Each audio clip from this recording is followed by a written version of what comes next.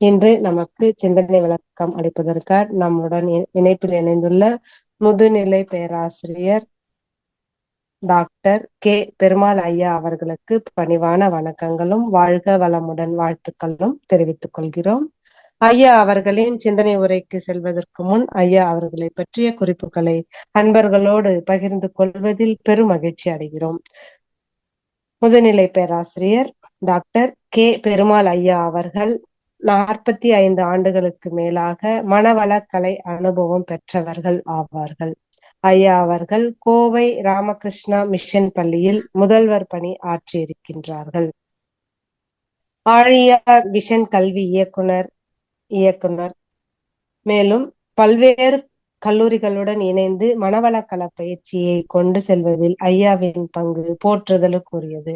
யோகமும் மனித மாண்பும் MPhil PhD மாணவர்களுக்கு வழிகாட்டியாக திகழ்கிறார்கள். இத்தகைய பன்முக திறமை கொண்ட உலக சமுதாய சேவா சங்கத்தின் மதிப்பிற்கும் மரியாதைக்கும் உரிய பேராசிரியர் ஐயா அவர்களை வணங்கியும் வாழ்த்தியும் அன்பர்கள் அனைவரின் சார்பில் பதஞ்சலி யோகமும் வேதாத்ரியமும் என்ற தலைப்பில் சிந்தனை உரை வழங்குமாறு அன்போடு கேட்டுக்கொள்கிறோம். வாழ்க வளமுடன் ஐயா.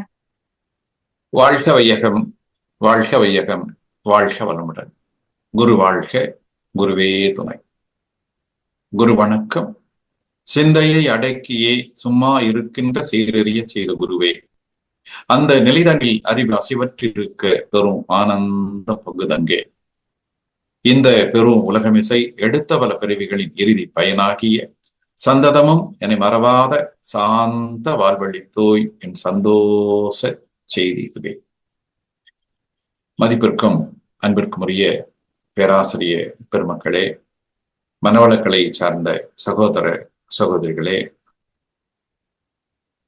உங்கள் அனைவருக்கும் எனது பணிவான காலை வணக்கங்களை தெரிவித்து மகிழ்கின்றேன். இன்று நாம் பதஞ்சலி யோகமும் வேதாத்திரியும் என்ற ஒரு அற்புதமான ஒரு கருத்தை பற்றி சிந்திக்க இருக்கின்றோம். நிறைய முனிவர்கள், ஞானிகள் இந்த இந்திய மண்ணிலே தோன்றியிருக்கிறார்கள். நிறைய தத்துவங்களை கொடுத்திருக்கிறார்கள். எல்லா தத்துவங்களின் மொத்த கருத்தாக நாம் அருட்தந்தை வேதாத்திரி மகிழ்ச்சி அவர்களை காண்கின்றோம். நம் ஒவ்வொரு ஞானியோடும் ஒத்து பார்க்கின்ற போதும் அந்த மகரிஷியினுடைய பல கருத்துக்கள் அந்த ஞானிகளுடைய கருத்தோடு ஒத்து வந்திருக்கின்றன. அவற்றையெல்லாம் எளிமைப்படுத்தி இன்று நாம் ஒவ்வொருவரும் அந்த யோக கலையை புரிந்து கொண்டு அதில் உயர்வதற்கான வழிகளை மகிழ்ச்சி அவர்கள் கொடுத்திருக்கிறார்கள். இந்த நிகழ்வுகளே நாம் பதஞ்சலி முனிவரை பற்றியும் அவருடைய யோக முறைகளை பற்றியும் அருட்தந்தை வேதாத்திரி மகிழ்ச்சி அவருடைய வேதாத்திரிய தத்துவத்தை பற்றியும் கொஞ்சம் சுருக்கமாக நாம் பார்க்க இருக்கின்றோம். கொஞ்சம்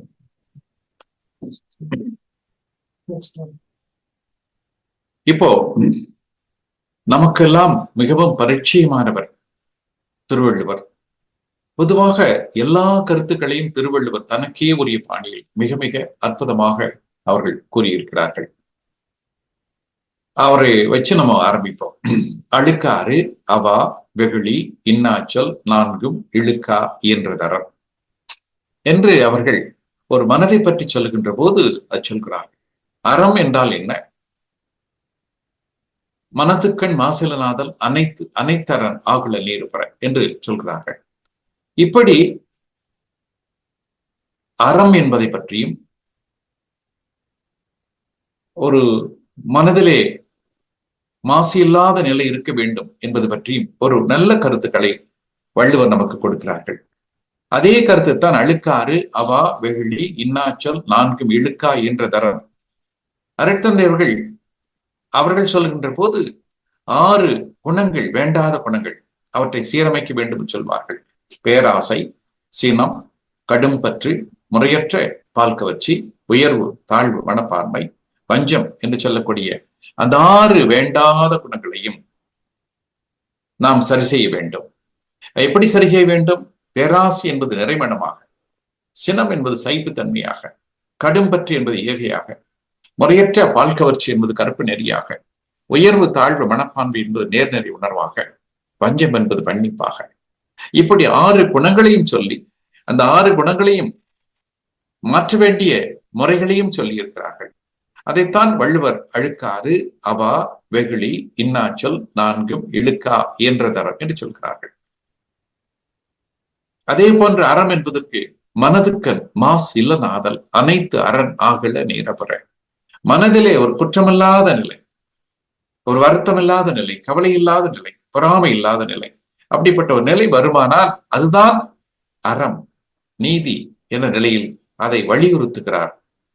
அருட்தந்தை வேதாத்திரி மகிழ்ச்சி அவர்களும் அந்த மன தூய்மைக்காகத்தான் நமக்கு அகத்தாய்வு பயிற்சிகளையும் கருமையம் என்பது பற்றியும் கருமைய தூய்மை என்பது பற்றியும் நமக்கு நிறைய செய்திகளை நமக்கு கொடுத்திருக்கிறார்கள். இப்படி வள்ளுவர் சொன்ன அந்த கருத்துக்களை எல்லாம் நடைமுறைப்படுத்துவதற்கு எளிமைப்படுத்தி ஒரு பயிற்சி முறையாக நமக்கு அருட்தந்தை அவர்கள் கொடுத்திருக்கிறார்கள். பிறர் மேன்மை கண்டு பொறாமை, புலன்கள் வழி செல்லுதல், தடைப்படும்போது கோபம், கோபத்தில் பிறக்கும் தீய சொல், இந்த நான்கையும் அதான் அழுக்காறு, அவா, வெகுளி, இன்னாச்சொல் நான்கும் இழுக்கா என்ற தரம் என்ற நிலையிலே வள்ளுவர் சொல்கிறார். அதே போன்று ஒரு செயல்கள் அனைத்தும் மன தூய்மையுடன் இருக்க வேண்டும். அப்போதுதான் அவை அறமாக கருதப்படும். மற்றபடி மன தூய்மை இல்லாத செயல்கள் அனைத்தும் வெறும் போலியான தோற்றமையாகும். மனம் தூய்மையாக இருக்க வேண்டும். அந்த மன தூய்மைக்குத்தான் நமக்கு அருட்தந்தை அவர்கள் இத்தனை வழிமுறைகளையும் பயிற்சி முறைகள் நமக்கு கொடுக்கிறார்கள். பொதுவாக மனித இனம் யோகத்தின் வழியாக பல்வேறு உண்மைகளை உணர ஆரம்பித்தது. இந்த உண்மைகள் பிறர்க்கும் உணர்த்துவதற்கு தொகுக்கப்பட்டன. அவற்றில் வேதங்கள், இதிகாசங்கள், உபநிடத்துக்கள் ஆகியன மிகவும் சிறப்பானவையாகும். முற்காலத்தில் மனித அறிவால் உணர்ந்த உண்மைகள் செவி வழியாகவே பரம்பரையாக வந்துள்ளன. பிறகு அவை எளிதில் நினைவில் நிறுத்தி வைக்கவும், பொருள் மாற்றிக்கொள்ளப்பட்டு விடாமல் இருக்கவும், மறைப்பொருளான உயிர், மனம், அறிவு, இயற்கை இவற்றை பற்றிய உண்மைகளை சுருக்கமாக சூத்திரங்களாக செய்து வைத்தனர். வேதங்கள், உபநிடத்துக்கள் ஆகியவற்றின் சாரங்களாக சூத்திரங்கள் விளங்குகின்றன. சூத்திரம் என்ற சொல்லுக்கு நூல் என்று பொருள். நூல் பஞ்சினால் உருவாகியது போல வார்த்தைகளால் உருவாக்கப்பட்டவை சூத்திரங்கள். சில சூத்திரங்கள் அதாவது இலக்கண வரம்பு, எழுவாய், பயனிலை போன்ற இலக்கண வரம்புக்கு கட்டுப்படாமல் இருக்கும். வேத உண்மைகளான பிரம்மசூத்திரம் வியாசரால் எழுதப்பட்டிருக்கிறது. பக்தி சூத்திரம் நாரதராலும், யோக சூத்திரம் பதஞ்சலி முனிவராலும் ஈட்டப்பட்டிருக்கிறது. அப்படி அந்த வியாசர் கொடுத்த பிரம்மசூத்திரம், நாரதர் கொடுத்த பக்தி சூத்திரம், பதஞ்சலி கொடுத்த யோக சூத்திரம். யோக வழியை பற்றி பதஞ்சலி முனிவருக்கு முன்பாக கூறியவர்கள் குறிப்பிடத்தக்க இரண்ய கற்பம். ஆமாம், அதற்கு முன்னரே கூட அவற்றை சொல்லி இருக்கிறார்கள். அவர் வகுத்து கொடுத்ததை பதஞ்சலி முனிவர் அதை சூத்திரமாக மாற்றியிருக்கிறார்கள். இந்திய திருநாட்டிலே எண்ணற்ற மகான்கள், அந்த வரிசையில் பதஞ்சலி முனிவரும் வேதாத்திரி மகரிஷி அவர்களையும் அந்த நிலையில் நாம் சேர்க்கலாம். அவர்கள் எல்லாம் நல்ல ஒரு முழுமையான வாழ்க்கை வாழ்ந்தவர்கள். வையத்துள் வாழ்வாங்கு வாழ்பவன் வானுரையும் தெய்வத்தில் வைக்கப்படும் என்று சொல்கிறார்களே, அதே போன்று இவர்கள் எல்லாம் அந்த தெய்வ நிலைக்கு சமமாக வாழ்க்கையை வாழ்ந்தவர்கள். தூய்மையான ஒரு புனிதமான நேர்மையான வாழ்க்கை வாழ்ந்தவர்கள். திருவள்ளுவின் குரலுக்கு சான்றாக திகழ்ந்தவர்கள் இவர்கள். முழுவதும் உணர்ந்த பெரியோர்களாக இவ்விருவரும் மக்களுக்கு வழிகாட்டி நல்வாழ்வு பெறச் செய்வர்களாகவும் ஆன்மா இனிமையாக வாழ வழிகாட்ட வல்லவர்களாகவும் இருக்கிறது. இவர்களின் பெருமைக்கு அழியாமல் உலகத்தில் விளங்கும் அவருடைய மறைமொழிகளே சான்றாகும். ஆம், அவர்கள் சொன்ன கருத்துக்கள், புத்தகங்கள் இவைகளெல்லாம் அதற்கு சான்றாக அமைகின்றன. இவ்வுலகில் இறையுணர்வு பெற்று அறநெறியில் வாழ்ந்ததால் நின்று மதிக்கப்படுவர்களாக இவருவரும் உள்ளார்கள். ஆம், அறநெறியின் உச்சகட்டம், இறை உணர்வை பெற்றவர்கள், மக்களுக்காக வாழ்ந்த மனிதர்கள், மாமனிதர்கள் என்ற நிலையில் அவர்கள் உள்ளார்கள். இப்பொழுது நாம் பதஞ்சலி அவரை பற்றி சில குறிப்புகளை நாம் பார்க்கலாம். பதஞ்சலி முனிவர் இறை உணர்வு பெற்ற ஒரு உயர்ந்த யோகி என கூறலாம். பதஞ்சலியின் காலம் கிமு 2ஆம் நூற்றாண்டாக இருக்கலாம். பதஞ்சலியின் வரலாறு பற்றி உண்மையான கருத்துக்கள் எதுவும் கிடைக்கவில்லை. சிவனின் நடனத்தில் மயங்கிய விஷ்ணுவின் ஆதிசேர பிள்ளைக்காக அரிய தவங்கள் பல புரிந்த மோகினி ஒருத்தியின் கரங்கள் வழியாக பதஞ்சலியாக மானிட பிறப்பு பெற்றதாக ஒரு மரபு உள்ளது. பதஞ்சலியின் பிறப்பு பற்றி இப்படி கருத்துக்கள் சொல்கிறார்கள். ஏன்னா காலம் அதிகமான காலத்தில் இருந்ததால் பல உண்மைகள் நமக்கு தெரியாமல் இருக்கிறது. பட் இருந்தாலும் அவர் கொடுத்த சூத்திரங்கள் நாம் வாழ வழிகாட்டுகிறது.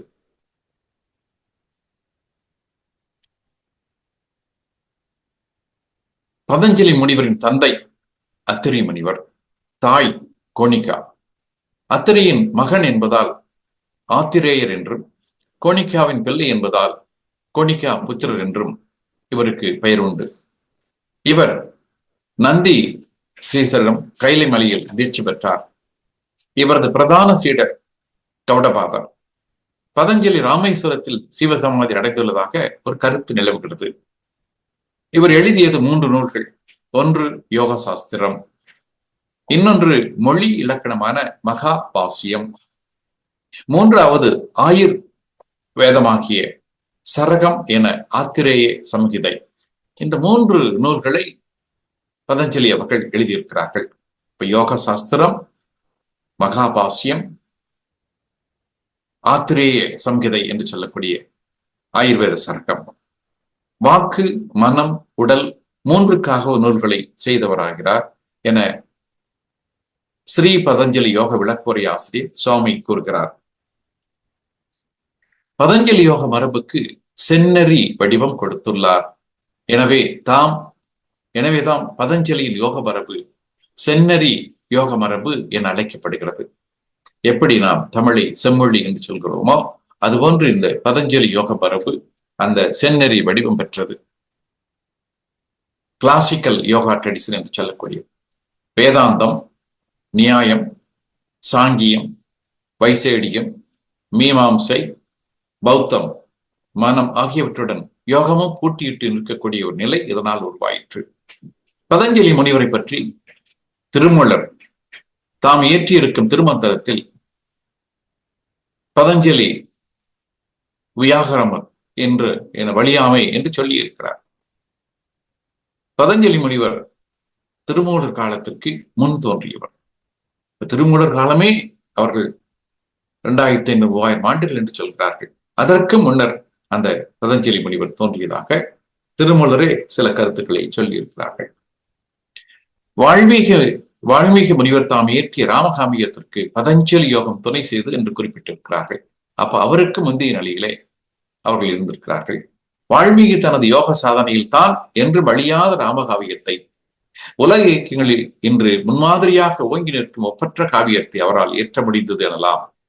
வால்மீகியின் ராமகாவியத்தை பின்பற்றித்தான் ஹோமா கிரேக்க மொழியில் இலியட் என்னும் பதஞ்சலி முனிவன் யோக சாத்திரம் தனக்கு வழிகாட்டியுள்ளது என்று கூறியுள்ளார்கள். இப்படி பலர் வாழ்வதற்கும் சாதனை செய்வதற்கும் காரணமாக இருந்திருக்கிறார்கள். பதஞ்சலி முனிவன் யோக சாத்திரத்தை பயின்று அதனை விளக்கி உரையாற்றி நூல் எழுதி அதன் மூலமாக உலக புகழ் பெற்றவர் சுவாமி விவேகானந்தர். ஆம், நமக்கெல்லாம் தெரியும், எல்லோருக்கும் தெரியும். சமீப காலத்தில் வாழ்ந்து மறைந்தவர். இந்தியாவின் பெருமைகளை உலகுக்கெல்லாம் எடுத்துச் சென்றவர். இந்த கலாச்சாரத்தின் மேன்மையை உணர்ந்து அதை எல்லோருக்கும் உணர்த்தியவர் விவேகானந்தர்.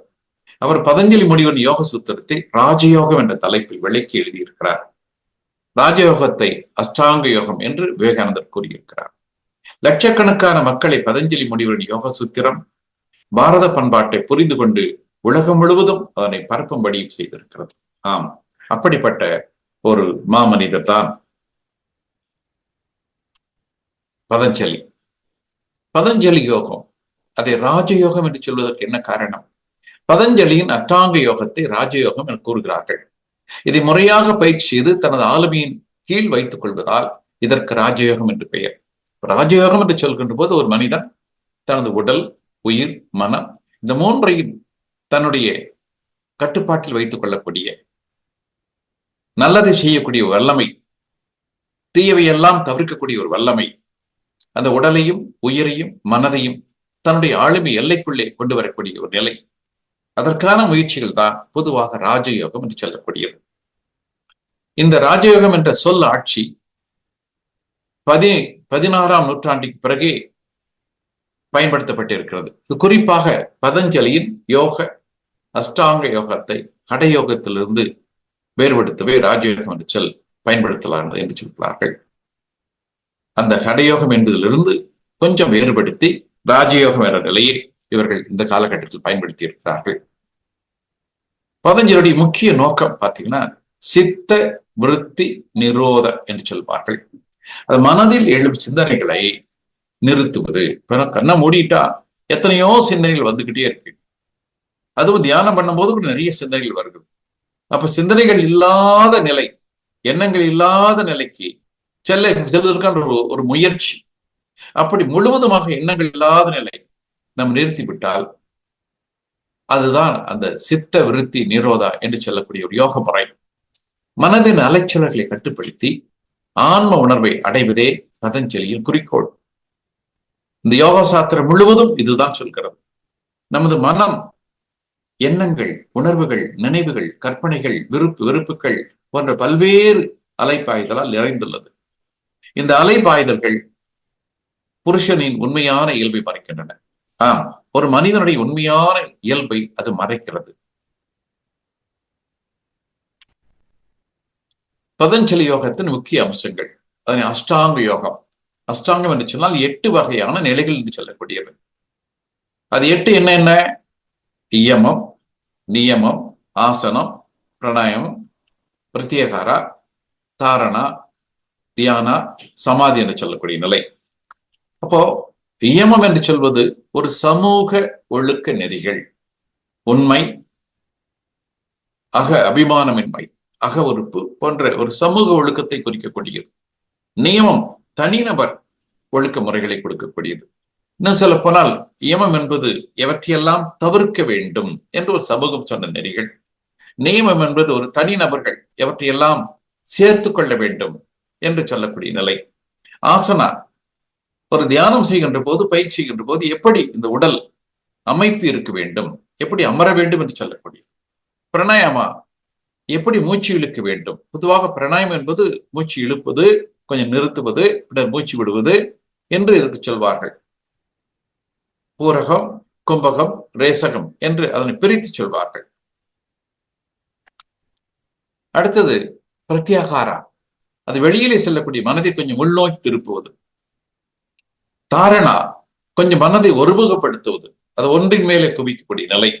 தியானா தொடர்ந்து மன ஒழுங்குடன் நிலைத்தல், அந்த ஒன்றின் மீது என்பது இன்னும் ஆழமாக குவிந்து உயிரின் மேல் நிலைக்கக்கூடிய நிலை.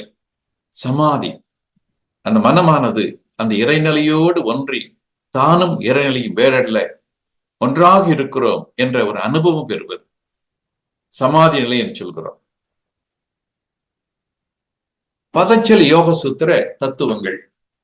யோக சூத்திரங்களிலேயே பதஞ்சலி முனிவரின் 4 பாதங்களாக எழுதப்பட்டிருக்கும் யோக சூத்திரம் தான் தலை சிறந்ததாக இருக்கிறது.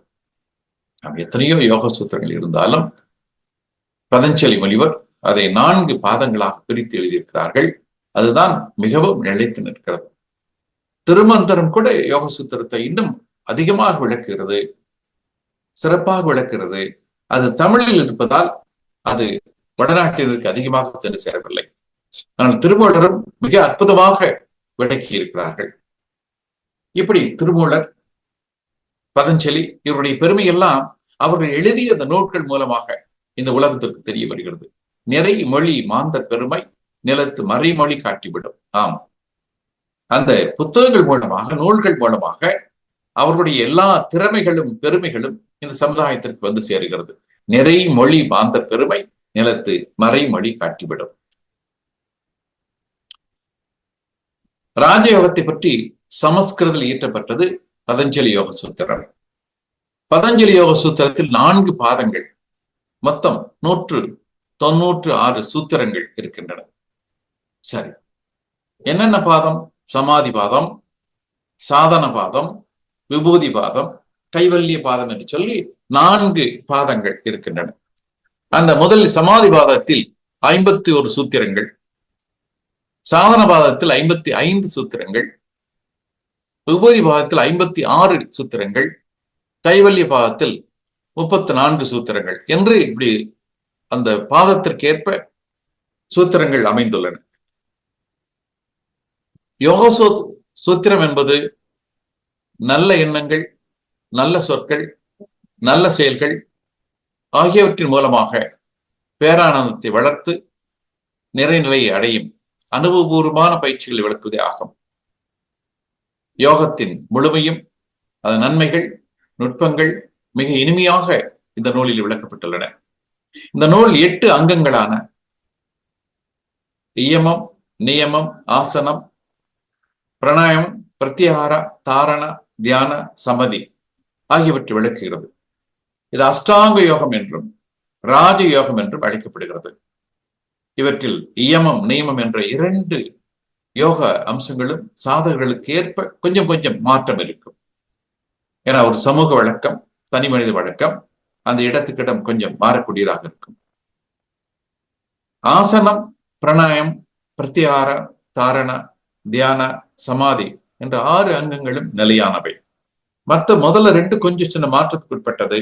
அதன் பிறகு இருக்கக்கூடிய இந்த 6 அங்கங்களும் கொஞ்சம் ஒரே மாதிரியா இருக்கக்கூடிய நிலை.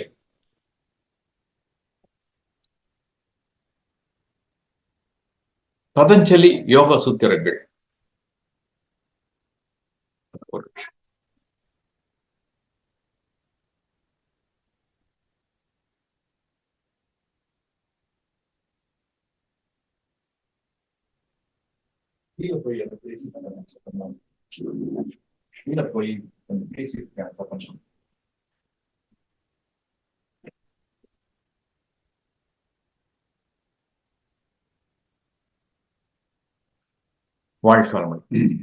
சமாதி பாதம் ஒரு 51 சூத்திரங்கள். தியானத்தின் மூலம் அடையும் நன்மைகள், ஆதி அல்லது இறைநிலை பற்றி விளக்கம், மனதிற்கு மூலமாக்கிய ஆதிக்கு சமமான நிலையை அடைதல். பொதுவாக அதை அந்த சமாதி நிலை என்று சொல்கிறார்கள். இதில் அந்த சமாதி பாதம் என்பது ஒரு 51 சூத்திரங்கள். பாருங்க எவ்வளவு ஒரு ஆழமான செய்திகளை சொல்லியிருக்கிறார்கள். தியானத்தின் மூலம் அடையும் நன்மைகள், ஆதி அல்லது இறைநிலை பற்றிய விளக்கம், மனதிற்கு மூலமாகிய ஆதிக்கு சமமான நிலையினை அடைதல். சமாதி என்று சொல்கின்ற போதே சமம் பிளஸ் ஆதி என்று சொல்லக்கூடிய நிலை. அடுத்தது சாதன பாதம். அதில் ஒரு 55 சூத்திரங்கள் இருக்கிறது. ஒழுக்கத்தை கடைபிடித்தல், தடைகளை நீக்கிக் கொள்ளுதல், ஆத்மாவின் நிலை பற்றி அறிதல், யோகத்தின் 8 அங்கங்கள் அதை அடையும் வழிகள். இதை 55 சூத்திரங்களாக ஒழுக்க முறைகளை கடைபிடிக்கக்கூடியது. அந்த ஆத்மாவுடைய நிலை பற்றி அறியக்கூடியது 55 சூத்திரங்கள். அடுத்து விபூதி பாதம் என்று சொல்லக்கூடியது. இது 56 சூத்திரங்கள். யோகம் தரும் பலன்கள், சமய பயிற்சிகள், பஞ்சபூத ரகசியங்கள், உயிர், மனம், அறிவு இவற்றின் தொடர்புகள், அடையக்கூடிய சித்திகள், சித்திகளில் மயங்காத நிலை, காயகல்ப அந்த உடலை அடைதல். என்று சொன்னால் சித்திகள் கிடைக்கின்ற போது மயங்கி நின்று விடுவார்கள். அதற்கு மேலாக உயர்வு இல்லாமல் போய்விடும். அந்த மயக்கத்தை தவிர்த்து எப்படி மேலும் அந்த இறைநிலை உணர்விலே நின்று அடுத்தடுத்த நிலையை சாதிப்பது, இவற்றையெல்லாம் சொல்லக்கூடிய அந்த விபூதி பாதம். அப்ப யோகம் தரும் பலன்களை பற்றி, சமய பயிற்சிகளை பற்றி, பஞ்சபூத ரகசியங்கள், உயிர், மனம், அறிவு இவற்றிற்கான தொடர்புகள், இதில் அடையக்கூடிய சித்திகள், அந்த சித்திகளில் பயங்காத நிலை, அந்த காய்கல்பம் அந்த உடலை பக்குவப்படுத்த, இப்படி ஒரு 56 சூத்திரங்கள் இருக்கின்றன. அடுத்து கைவல்லிய பாதம். மனதின் நிலைகள், மெய்ப்பொருள், அறிவு, ஆத்ம ஒளி, நிலையான பொருள், ஜீவன் முக்தி நிலை, ஆத்மாவின் ஆனந்த நிலை. தவம் பயின்றவர்களுக்கெல்லாம் இந்த வார்த்தைகள் எவ்வளவு இனிமையாக இருக்கிறது பாருங்கள். மனதனுடைய நிலைகள், மெய்ப்பொருள், அறிவு, ஆத்ம ஒளி, நிலையான பொருள், ஜீவன் முக்தி நிலை. மகரிஷி அவர்கள் சொல்கிறார்களே, அறிவு முழுமை அது முக்தி என்று சொல்லி அப்படி வாழ்கின்ற போதே அந்த அறிவின் முழுமை அடையக்கூடிய நிலை, ஆத்மாவின் கடைசி ஆத்மாவினுடைய ஆனந்த நிலை. அப்ப இவற்றை பற்றி எல்லாம் அந்த கைவல்ய பாதத்தில் அங்கு விளக்கப்பட்டிருக்கிறது. இப்படி 4 பாதங்களாக பிரித்து சமாதி பாதம், சாதன பாதம், விபூதி பாதம், கைவல்ய பாதம் என்று 4 பாதங்களாக பிரித்து அதற்கு கீழாக அந்த சூத்திரங்கள் மூலம் அந்த கருத்துக்களை எல்லாம் பதஞ்சலி அவர்கள் விளக்கி இருக்கிறார்கள். சமாதி என்பது அறிவு இறைநிலையோடு இணைந்து பரவச நிலையில் ஆழ்ந்திருப்பதை குறிப்பது. இந்த நிலையில் அறிவு தன்னையும் மறவாமல், ஒன்றையும் நினையாமல் நிறைவேற்று நிலையில் இருப்பதாகவும், இந்த பாதத்தில் யோகம், மனம், எண்ணம், எண்ணத்தின் தாக்கங்கள், மனதில் ஏற்படும் மயக்கங்கள், வைராக்கியம், இவையெல்லாம் ஒரு கடந்த நிலை, எண்ணங்கள் இல்லாத நிலை. அந்த சமாதி நிலை அடைவது எப்படி? அந்த கடவுள் நிலை, கடவுளின் குறியீடு, ஆண்டவனின் ரகசிய நாமம், பிரணவ மந்திரம், ஜபமும் தியானமும், மன தூய்மைக்கான வழிகள், மனதை தெளிவர செய்தல், ஆத்மசாந்தி, இவற்றை பற்றியெல்லாம் பதஞ்சலி முனிவர் அந்த சமாதி பாதத்தில் மிகவும் அருமையாக விளக்கி இருக்கிறார்கள். யோகத்தின் அடிப்படை மனதை கட்டுப்படுத்துவது. மனம் என்பதோ எண்ணங்களில் கூட்டாக உள்ளது. எண்ணங்கள் எப்போதும் எழுந்து அலைபாய்ந்து கொண்டே இருக்கிறது. எண்ணங்களை ஒருமுகப்படுத்துவது யோகம். பதஞ்சலி பொதுவாக யோகம் என்று சொல்வதே நம்முடைய உடல், உயிர், மனம் இவற்றையெல்லாம் ஒரு ஒழுங்குபடுத்தக்கூடியது, முறைப்படுத்தக்கூடியது, இணைக்கக்கூடியது. மன அலைகளை ஒருமைப்படுத்தி ஒரு நிலைக்கு கொண்டு வருவதற்கு யோகம் என்று பெயர் என விளக்கம் தருவதன் மூலம் யோகம் என்பதை மனதை ஒருமுகப்படுத்துவது என்கிறார். சமாதி பாதத்தில் கீழ்கண்ட கருத்துக்கள் விளக்கப்படுகின்றன.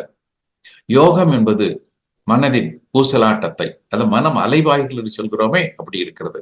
அந்த அலைவாயக்கூடிய நிலையை கூட 5 வகையில் பிரித்திருக்கிறார்கள்.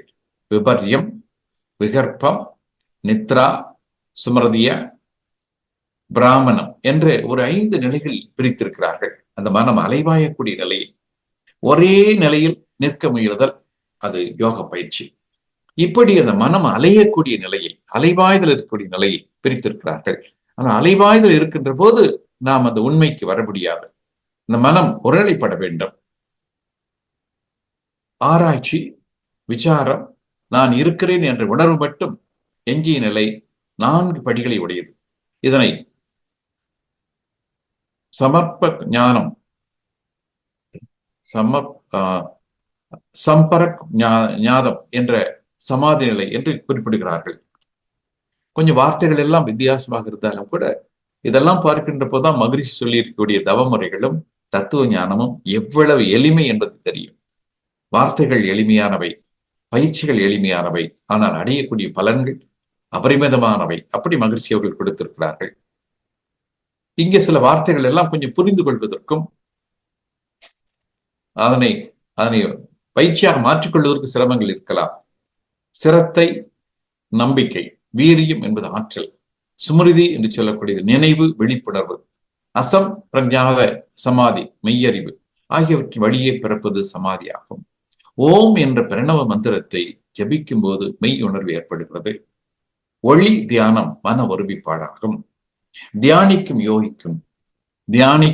யோகிக்கு பேரண்ட வசமாகும். யாரெல்லாம் தியானம் செய்கிறார்களோ அவர்களுக்கு இந்த பார்க்கக்கூடிய என்டையர் யூனிவர்ஸ், இந்த பரந்த பிரபஞ்சம், அது அவருடைய அந்த மனதிற்குள்ளாக அடங்கிவிடும். அடுத்தது சாதனா பாத தத்துவங்கள்.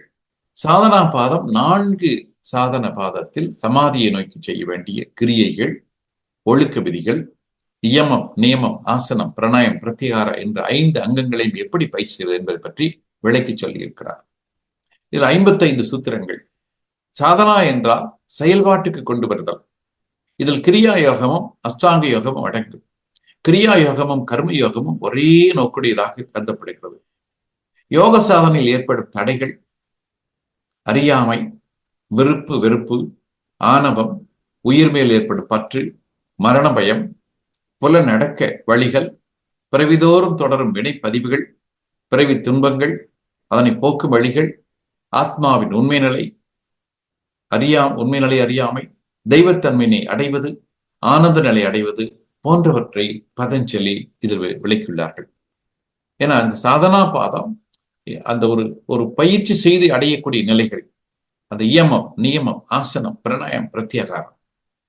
அதற்கு அடுத்ததாக அந்த தடைகளை எல்லாம் எப்படி தவிர்ப்பது, அறியாமை அதை எப்படி குறைப்பது, அந்த விருப்பு வெறுப்பு, ஆணவம், உயிர் மேல் ஏற்படும் பற்று, பயம், இவற்றையெல்லாம் நீக்குவதற்கான வழிமுறைகள், புல நடக்க வழிகள், பிறவிதோறும் தொடரும் வினைப்பதிவுகள், பிறவி துன்பங்கள், அதனை போக்கும் வழிகள், ஆத்மாவினுடைய உண்மை நிலை, தெய்வத்தன்மையை அடைவது, இப்படியெல்லாம் எல்லாவற்றையும் பதஞ்சலி முனிவர் இந்த சாதனா பாதத்தில் விளக்கியிருக்கிறார்கள். தவம், கடவுளுக்கு செயலின் பலனை அர்ப்பணித்தல் ஆகியவை கிரியா யோகம். காண்பவருக்கும் காணப்படும் பொருளுக்கும் ஏற்படுகிற சேர்க்கையே அதை விளக்க வேண்டிய துன்பத்திற்கு காரணம். பார்ப்பவராகிய ஆத்மா அறிவு வடிவினர். பார்க்கப்படும் இயற்கை பார்ப்பவருக்காக அமைந்துள்ளது. பிரகிருதி அது உலகம் என்பதை குறிக்கக்கூடியது. புருஷன் ஆத்மா என்பதை குறிக்கக்கூடியது. இந்த பிரகிருதி புருஷன் என்ற வார்த்தை இங்கு அடிக்கடி பயன்படுத்துவார்கள். பிரகிருதி என்பது உலகத்தை, புருஷன் என்பது ஒரு ஆத்மா. இவற்றின் சேர்க்கையே இவற்றின் சக்தியை அறிவதற்கு காரணமாகிறது. பகுத்தும் தொகுத்தும் முழுமையாக அறிவதை இடைவிடாது பயில்வது அறியாமை நீக்கும். யோகத்தின் 8 அங்கங்களை பயில்வதால் உடல், மனம், உயிர் மூன்றிலும் படிந்திருக்கும் அசுந்தங்கள் நீங்கும். ஆன்மா பரிபூர்ணத்துவம் பெறும். அடுத்து விபூதி பாதம். விபூதி பாதத்தில் யோக வழி தரும் பலன்கள், சித்திகள் பற்றி கூறப்பட்டுள்ளது. விபூதி என்ற சொல்லுக்கு அற்புத அனுபவங்கள், எல்லாம் வல்ல சித்துக்கள் என்பது பொருள். யோக சாதனை முடிவில் சாதகனிடம் தோன்றும் அற்புதங்களை செய்யும் ஆற்றலை பற்றி பேசுவது இதில் அஷ்டாங்க யோகத்தில் தாரணை, தியானம், சமாதி ஆகியவற்றை கடைபிடித்து அற்புதங்கள் செய்யும் ஆற்றலை பெறுவது எப்படி என்பது விரிவாக விளக்கப்படுகிறது. விபூதி பாத பயிற்சி எப்படி மேற்கொள்வது என்பதை பற்றி 56 செயற்களில் பதஞ்சலி முனிவர் விவரித்துக் கூறுகிறார். ஒவ்வொரு பாதத்திலும் எத்தனை அருமைகள், எத்தனை பெருமைகள் அங்கே இருக்கின்ற பாருங்கள். விபூதி பாதத்தில் கீழ்கண்ட கருத்துக்கள் விளக்கப்பட்டுள்ளன. யோக அக உறுப்புகளாகிய தாரணை, தியானம், சமாதி. தாரணை, தியானம், சமாதி அந்த பிரத்யேக வெளியே போகக்கூடிய மனதை உள்கொண்டுள்ளது. தாரணை ஒன்றில் மேல் குவிப்பது, தியானம் உயிரின் மேல் குவிப்பது, சமாதி அந்த இறைநிலையோடு ஒன்றி விடுவது. அப்ப இந்த மூன்றையும் ஒரு பொருளின் ஒரு நிலைக்கு செய்வது, அதுதான் சமயம் என்று சொல்கிறோம். கடந்த காலமும் நிகழ்காலமும் வேதமில்லாத நிகழ்காலமாக மனம் கருதும் போது ஒருமுகத்தன்மை ஏற்படுகிறது. இப்ப யானை முதலிய விலங்கின் மீது ஒருவர் சமயம் செய்தால் அதன் வலிமையை பெறுகிறார். இப்ப நீங்க நல்ல ஒரு வலிமை பெறணும்னா, ஒரு பலம் இருக்கணும்னா, ஒரு யானை மாதிரி பெரிய உருவத்தை நினைச்சு அதை பற்றியே நினைக்க அந்த பலம் நமக்கு வருகிறது. அப்போ ஒரு சிங்கத்தை நினைச்சாலோ, ஒரு புலியை நினைச்சாலோ, ஒரு யானையை நினைச்சாலோ அந்த ஒரு பலம் உங்களுக்கு கிடைக்கும். இதயத்தில் சமயம் செய்தால் மறைந்து இருப்பவரை, தூரத்தில் இருப்பவரை தெளிவாக காண முடியும். பாருங்க எப்படி அந்த இதயத்தை நோக்கி நீங்கள் தியானம் செய்கின்ற போது, பொதுவாக இப்ப நம்முடைய முறையில ஒன்புமிய தியானத்தில் நம்முடைய அநாகதம் என்று சொல்கிறோமே, அந்த 2 நுரையீரலுக்கும் இடைப்பட்ட பகுதி, அங்கே இதயம் இருக்கக்கூடிய பகுதி, இது பொதுவாக காற்று மையம் என்று சொல்வார்கள். அப்ப அந்த இடத்திலே தியானம் செய்கின்ற போது மறைந்திருப்பவரை, தூரத்தில் இருப்பவரை கூட அவர்களோடு தொடர்பு கொள்ள முடியும் என்பதை சொல்கிறார்கள். சூரியன் சந்திரன் மீது சமயம் செய்கின்ற போது பிரபஞ்சம் இயக்கம் அறிய முடியும். அப்படி நாம் இப்ப நவகிரக தவம் செய்யும் போதெல்லாம் சூரியன் சொல்லி எல்லா கிரகத்தோடும் தவம் செய்கிறோம். இது பிரபஞ்ச ரகசியத்தை தெரிந்து கொள்ள உதவக்கூடியது. மணிப்பூரக சக்கரத்தில் நாம் நெருப்பு மையம் என்று சொல்கிறோமே, மணிப்பூரகம் என்பது அந்த தொப்புள்குழி பகுதி. அங்கு தவம் செய்கின்ற போது உடல் கூறுகள் பற்றிய அறிவு கிடைக்கிறது. அந்த உடல் அமைப்பை பற்றிய, உடல் கூறுகளை பற்றிய செய்தி கிடைக்கிறது. விசுத்தி தொண்டைக்குழி பகுதியில் அங்கு சமயம் செய்கின்ற போது பசி தாகம் எடுக்காத. அப்ப அந்த இடத்திலே அமர்ந்து கொண்டு நல்ல சிந்தனைகளை கொட்டிக் கொண்டு தியானத்தின் ஆழத்திற்கு செல்ல செல்ல செல்ல செல்ல அங்கு பசி தாகம் என்பதே இருக்காது. உச்சந்தலையில் உருவாகும் ஜோதியை சமயம் செய்கின்ற போது சித்தர்கள் காட்சி கிடைக்கிறதாம். நாம் அந்த உச்சியிலே அங்கு தியானம் செய்கின்ற போது அதற்கு மேலாக உயர்ந்துள்ள சித்தர்கள், எத்தனையோ சித்தர்கள் இன்னும் வாழ்ந்து கொண்டிருக்கிறார்கள். அந்த ஆன்மாக்கள் செயல்பட்டுக் கொண்டிருக்கின்றன, நன்மைகளை செய்து கொண்டிருக்கின்றன. அப்படிப்பட்ட சித்தர்கள் இன்னும் சில காரியங்களை செய்வதற்காக சில மனிதர்களை நாடிக்கொண்டிருக்கிறார்கள். அவர்களுக்கேற்ற நல்லவர்கள் கிடைக்கின்ற போது அவர்கள் மூலமாக அந்த காரியங்களை செய்வதற்கு முயற்சிக்கிறார்கள். அப்படி உச்சந்தலையில் உருவாகும் ஜோதியை சமயம் செய்கின்ற போது சித்தர்களுடைய காட்சி கிடைக்கிறது. அடுத்து கைவல்ய பாதம். கைவல்ய பாதம் என்பது பதஞ்சலி முனிவரின் யோக சூத்திரம் 4வது மற்றும் இறுதி பகுதி. யோகத்தின் இறுதி இலக்கான முக்தி அல்லது விடுதலை அடைவதை பற்றி பேசுகிறது. இதில் ஆன்மாவின் தனிமை மற்றும் பிறவி சுழற்சியில் விடுதலை பெறுவதற்கான வழிகள் விவரிக்கப்பட்டுள்ளன. எனவே எல்லாரும் அந்த பிறவி தொடர் விட வேண்டும் என்று சொல்கிறார்கள். பிறவி பெருங்கடல் நீந்துவர் நீந்தா இறைவனடி சேராதார். யார் இறைவனடியை பிடிக்கிறார்களோ சேருகிறார்களோ அவர்களால் மட்டும்தான் அந்த பிறவி பெருங்கடல் நீந்த முடியும்.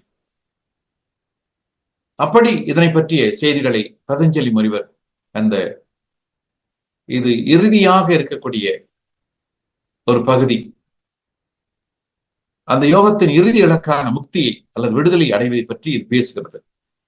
ஆன்மாவின் தனிமை மற்றும் பிறவி சுழற்சியிலிருந்து விடுதலை பெறுவதற்கான வழிகள் இங்கே விவரிக்கப்பட்டுள்ளன. கைவல்ய பாதத்தில் கீழ்கண்ட கருத்துக்கள் விளக்கப்பட்டுள்ளன. பிறவி ஔசவம் என்று சொன்னால் ரசாயன மருந்துகள், மந்திரம், தவம், சமாதி இவற்றின் மூலம் சித்துக்கள் உண்டாகின்றன. மனம் சுய ஒளி அற்றது, ஏனெனில் அது உயிரால் காணப்படும். சித்தம் வேறு உயிர் வேறு என உணரும் ஞான யோக உலக அறிவிற்கு அடிமைப்படும் நிலை மாறுகிறது. அருள் மற்றும் இறை ஆகிய அனுபவங்களை பெறுவதால் ஆத்மா கைவல்யம் எனும் பரிபூர்ணமான சுதந்திரத்தை அடைகிறது. எந்த நோக்கம் இன்றி ஆத்மாவுக்காக வேலை செய்ய வேண்டும் என்ற சிந்தனையும் நீங்க பெற்று குணங்கள் படிப்படியாக மேலே போய் ஒடுங்கி விடுவது கைவல்யம் அல்லது அறிவு வடிவமான ஆத்மா தன் சொந்த இயல்பின் நிலை பெறுவது கைவல்யமாகும். அப்ப அறிவு வடிவமான ஆத்மா தன் சொந்த இயல்பில் நிலை பெறுவது அது கைவல்யம் என்று சொல்கிறார்கள். பதஞ்சலி யோகத்தில் தத்துவம் என்பது பிரகிருதி மற்றும் பிரகிருதி என்று சொன்னால் ஏற்கனவே புருஷன் என்று சொன்னோம், உலகம் என்று சொன்னோம். பிரகிருதி மற்றும் புருஷன் என்ற இரு தத்துவங்களை புரிந்து கொண்டு அஷ்டாங்க யோக பயிற்சிகள் மூலம் மனதை கட்டுப்படுத்தி இறுதியில் ஆன்ம விடுதலை கைவல்யம் ஆன்ம விடுதலை அடைவதாகும். இது வெறும் உடல் பயிற்சி மட்டுமல்ல, மனோ தத்துவ ஆன்மீக மற்றும் ஒழுக்க நெறிகளை கொண்ட ஒரு முழுமையான ஒரு வாழ்க்கை முறை. இயற்கை சுதந்திரமானது, பிறவற்றை சாராதது, நிரந்தரமானது, முடிவற்றது, அழிவற்றது. இது புருஷனுக்காகவே நிலைநிற்கிறது, வாழ்கின்ற உயிரினங்களுக்காக நிற்கிறது. இயற்கை இருப்பதால் தான் புருஷன் பார்வையாளனாக இருப்பு கொள்கிறான். இயற்கை இல்லையே புருஷன் இல்லை. புருஷன் ஒன்றல்ல பல புருஷன் பிரகிருதி இணைப்பில் பிரபஞ்சம் தோன்றிவிடுகிறது. புருஷன் பிரகிருதி சேர்க்கையால், அது உலகத்தின் சேர்க்கையால் சுக துக்கம் என உலக வாழ்க்கை வந்து விடுகிறது. பிரகிருதியிலிருந்து புருஷனானவன் தன்னை பிரித்துக் கொண்டால் மோட்சம் கிட்டுகிறது. அந்த உலக இன்பங்களுக்குள்ளே சொல்லிட்டு வருகின்ற போது செய்யக்கூடிய காரியங்களை செய்ய முடியாமல் விட்டு விடுகிறோம். அதிலிருந்து பிரித்துக் கொள்ளுகின்ற போதுதான் அடுத்த நிலை. வறுக்கப்பட்ட விதைகள் விளைவு அது உண்டாக்க முடியாது, திறனற்று போகிறது. அதுபோல அந்த மோட்சத்தால் பந்தமாறி விடுகிறது. தானே இயங்க சக்தியற்று பிரகிருதி உலக படைப்புக்கு காரணமாக இருக்க முடியாது. ஆகவே எங்கும் சடமும் சத்துமாக இணைந்து உருவாகி இருக்கும் உலகை இறைவனே படைத்திருக்க முடியும் என்கிறது பதஞ்சலி யோக முறை. ஒவ்வொருத்தரோட கருத்துக்கள், அது பதஞ்சலியுடைய கருத்துக்கள் இந்த மாதிரி அமைகிறது. இப்ப பாருங்க, பதஞ்சலி யோக தத்துவத்தின் முக்கிய கூறுகள் பிரகிருதி மற்றும் புருஷன். இதுதான் இரட்டை கொள்கை என்று சொல்கிறோம். யோக தத்துவம் பிரபஞ்சத்தை 2 அடிப்படை தத்துவங்களாக பிரிக்கிறது. பிரகிருதி இயற்கை அல்லது உலகம், புருஷன் உணர்வு உள்ள ஆன்மா. பாருங்க, இந்த ரெண்டையும் நம்ம நல்லா புரிஞ்சுக்கிட்டா பல விளக்கங்கள் தெரிய முடியும். அப்ப பிரகிருதி என்பது இந்த உலகம், இயற்கை. புருஷன் என்று சொல்வது உணர்வு, ஆன்மா. அது உயிரோடு கூடிய ஜீவன்கள், மனிதன், தன்னுடைய உணர்வு, ஆன்மா. பிரகிருதி என்பது அனைத்து பருட்பொருள் மற்றும் அணுக்கோர்களின் மூலமாகும். இது சத்துவம், தூய்மை, ஒளி, ரஜஸ் அது செயல், இயக்கம், தமஸ் மந்த நிலை, இருள் ஆகிய 3 குணங்களை கொண்டது. பிரபஞ்சத்தில் நாம் காணும் அனைத்தும் நமது மனம், உடம், புலன்கள் அனைத்தும் பிரகிருதியின் செயல்பாடுகளே. இவற்றையெல்லாம் அந்த பிரகிருதி தான் என்று சொல்கிறார்கள். புருஷன் என்பது தூய உணர்வு, நித்தியமான மாற்றமற்ற ஆன்மா. இது பிரகிருதியிலிருந்து முற்றிலும் வேறுபட்டது. இது செயலை செய்வதில்லை, ஆனால் செயல்களை கண்காணிக்கிறது. இந்த புருஷன் என்று சொல்வது செயல்களை கண்காணிக்கிறது. இப்ப பாருங்க, அஷ்டாங்க யோகம் எது? யமம், நியமம், ஆசனம், பிராணாயாமம், பிரத்யாகாரா, தாரணா, தியானா, சமாதி. இப்ப யமம் என்பது ஒரு சமுதாய ஒழுக்க கட்டுப்பாடு. நியமம் என்பது தனிப்பட்ட ஒரு ஒழுக்க கட்டுப்பாடு. ஆசனம் எப்படிப்பட்ட நிலையில் அமர்ந்தால் அந்த தியானத்திற்கு செல்ல முடியும். பிராணாயாமம் மூச்சு கட்டுப்பாடு, அதாவது நம்முடைய மூச்சை எப்படி இழுப்பது, எப்படி நிறுத்துவது, எப்படி விடுவது, அதை எவ்வளவு நேரம் செய்வது, எத்தனை தடவைகள் செய்வது, காலையில் எப்படி செய்வது, மாலையில் எப்படி செய்வது, ஒரு பிரச்சனை இருப்பவர்கள் எப்படி செய்வது, பிரச்சனை இல்லாதவர்கள் எப்படி செய்வது என்ற எல்லா நிலைகளையும் அங்கு குறிக்கப்படுகிறது. பிரத்யாகாரா வெளியே செல்லக்கூடிய மனதை உள்திருப்புதல். தாரணை ஒன்றில் மேல் குவித்தல். தியானம் அது உயிரின் மேல் குவித்தல். சமாதி அந்த இறைநிலையோடு இறைநிலையாக மனம் ஒன்றி விடக்கூடிய நிலை. சரி, இப்ப இதுவரை பதஞ்சலி முனிவர்களை பற்றி பார்த்தோம். இப்ப வேதாத்ரி மகர்ஷி பற்றி சில சிந்தனைகள்.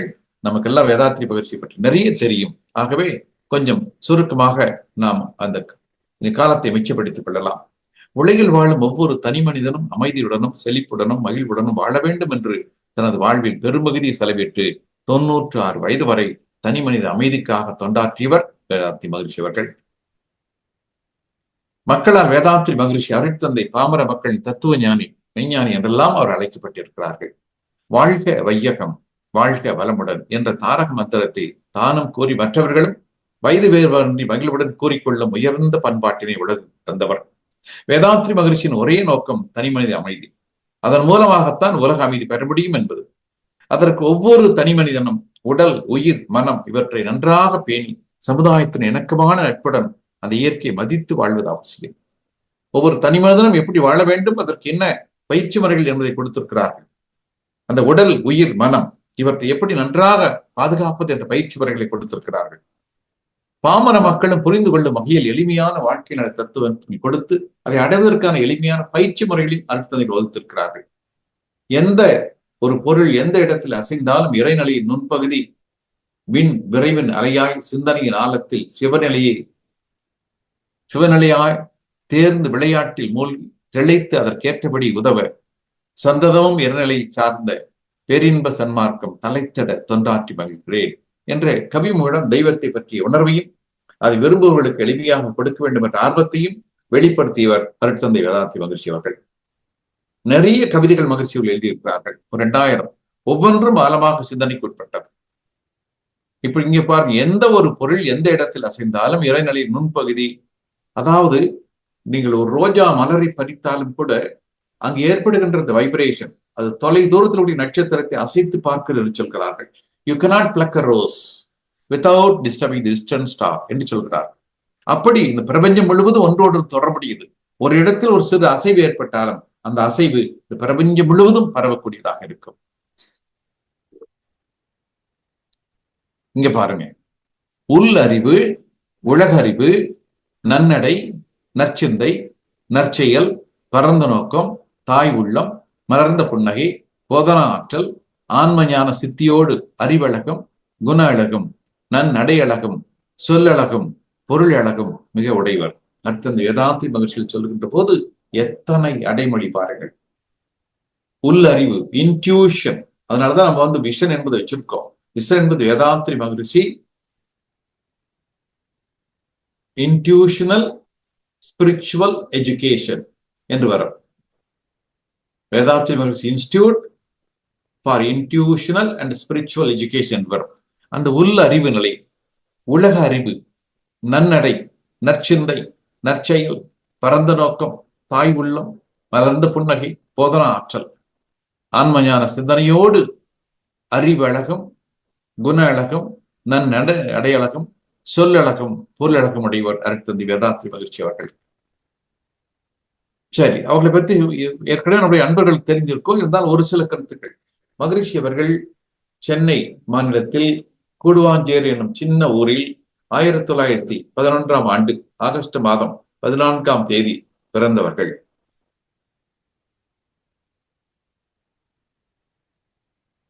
வரதப்ப முதலியார் சின்னம்மாள் தம்பதிகளுக்கு 8வது குழந்தையாக பிறந்தவர்.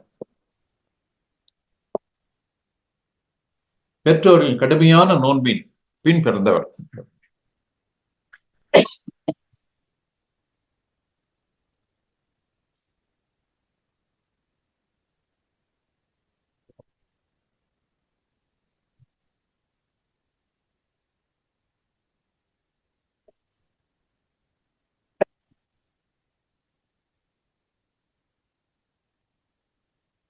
சரி, மகிழ்ச்சி பற்றியெல்லாம் செய்திகள் நமக்கு தெரிந்த செய்திகள் தான், கொஞ்சம் அப்படின்னு போலாம். கேள்வி, இவருக்கு எழுந்த கேள்வி, கடவுள் யார்? பிரபஞ்சத்தை ஏன் அவர் படைத்தார்? நான் யார்? உயிர் என்பது என்ன? உயிர் உடல் எவ்வாறு இயங்குகிறது? நோய் முதுமை ஏன் உண்டாகிறது? எப்படி உண்டாகின என்ற பற்றியெல்லாம் கேள்விகள் வந்தது. இன்பம் துன்பம் என் உணர்ச்சிகள் யாவை? அதன் மூலமும் முடிவும் என்ன? ஏழ்மை ஏன்? எப்படி? என்று இப்படிப்பட்ட கேள்விகள் எல்லாம் அவருக்கு இளம் வயதில் தோன்றியது. அந்த கேள்விகளுக்கு விடையாக அவர் அறிவு உயர்ந்த நிலையிலே, ஞானம் பெற்ற நிலையிலே, நல்ல குருமார்கள் மூலம் தியானத்தின் ஆழத்துக்கு செல்லக்கூடிய பக்குவம் பெற்ற நிலையிலே இந்த எல்லா கேள்விகளுக்கும் அந்த விடை கிடைத்தது. அந்த விடைதான் இன்று மனவளக்கலை என்ற பெயரிலே உலக சமுதாய சேவா சங்கத்தின் மூலமாக பல்வேறு பயிற்சி முறைகளாக நமக்கு கொடுக்கப்பட்டு வருகிறது. அருட்தந்தை அவர்கள் பல்வேறு தொழில்கள் செய்திருக்கிறார்கள். பல தொழிலில் வெற்றியும் சில இடத்தில் தோல்வியும் அடைந்திருக்கிறார்கள். பல குருமார்களுடைய தொடர்ந்து ஒரு தத்துவ ஆராய்ச்சி. வேதாத்ரி மகிழ்ச்சி அவர்கள் 1958 உலக சமுதாய சேவா சங்கம் அமைப்பினை தான் பிறந்த ஊரான கூடுவாஞ்சேரியில் நிறுவுகிறார். இந்த அமைப்பின் நோக்கம் உயிரை உணர்ந்து மேலும் அவ்வுயிர் மூலம் பேரறிவால் உணரும் போதுதான் மெய்ப்பொருள் விளக்கம். இதற்கு முறையான அகநோக்கு பயிற்சி, அது தெளிந்த ஆசானிடம் பெற வேண்டும். இத்தகைய ஆசிரியர்களை கண்டுபிடித்து பயன்பெறுவது உலகில் மக்களுக்கு எளிதாக இல்லை. இக்குறைய போக்கு உலக சமுதாய சேவா என்ற பெயரில் ஒரு நிறுவனம் 58 அமைத்தின் எனவும் ஆன்மீக அறிவு வளர்வதற்கான அந்த வாய்ப்பை அளிப்பதுதான் சங்கத்தின் பணி என்று மகிழ்ச்சிகள் கூறுகிறார்கள்.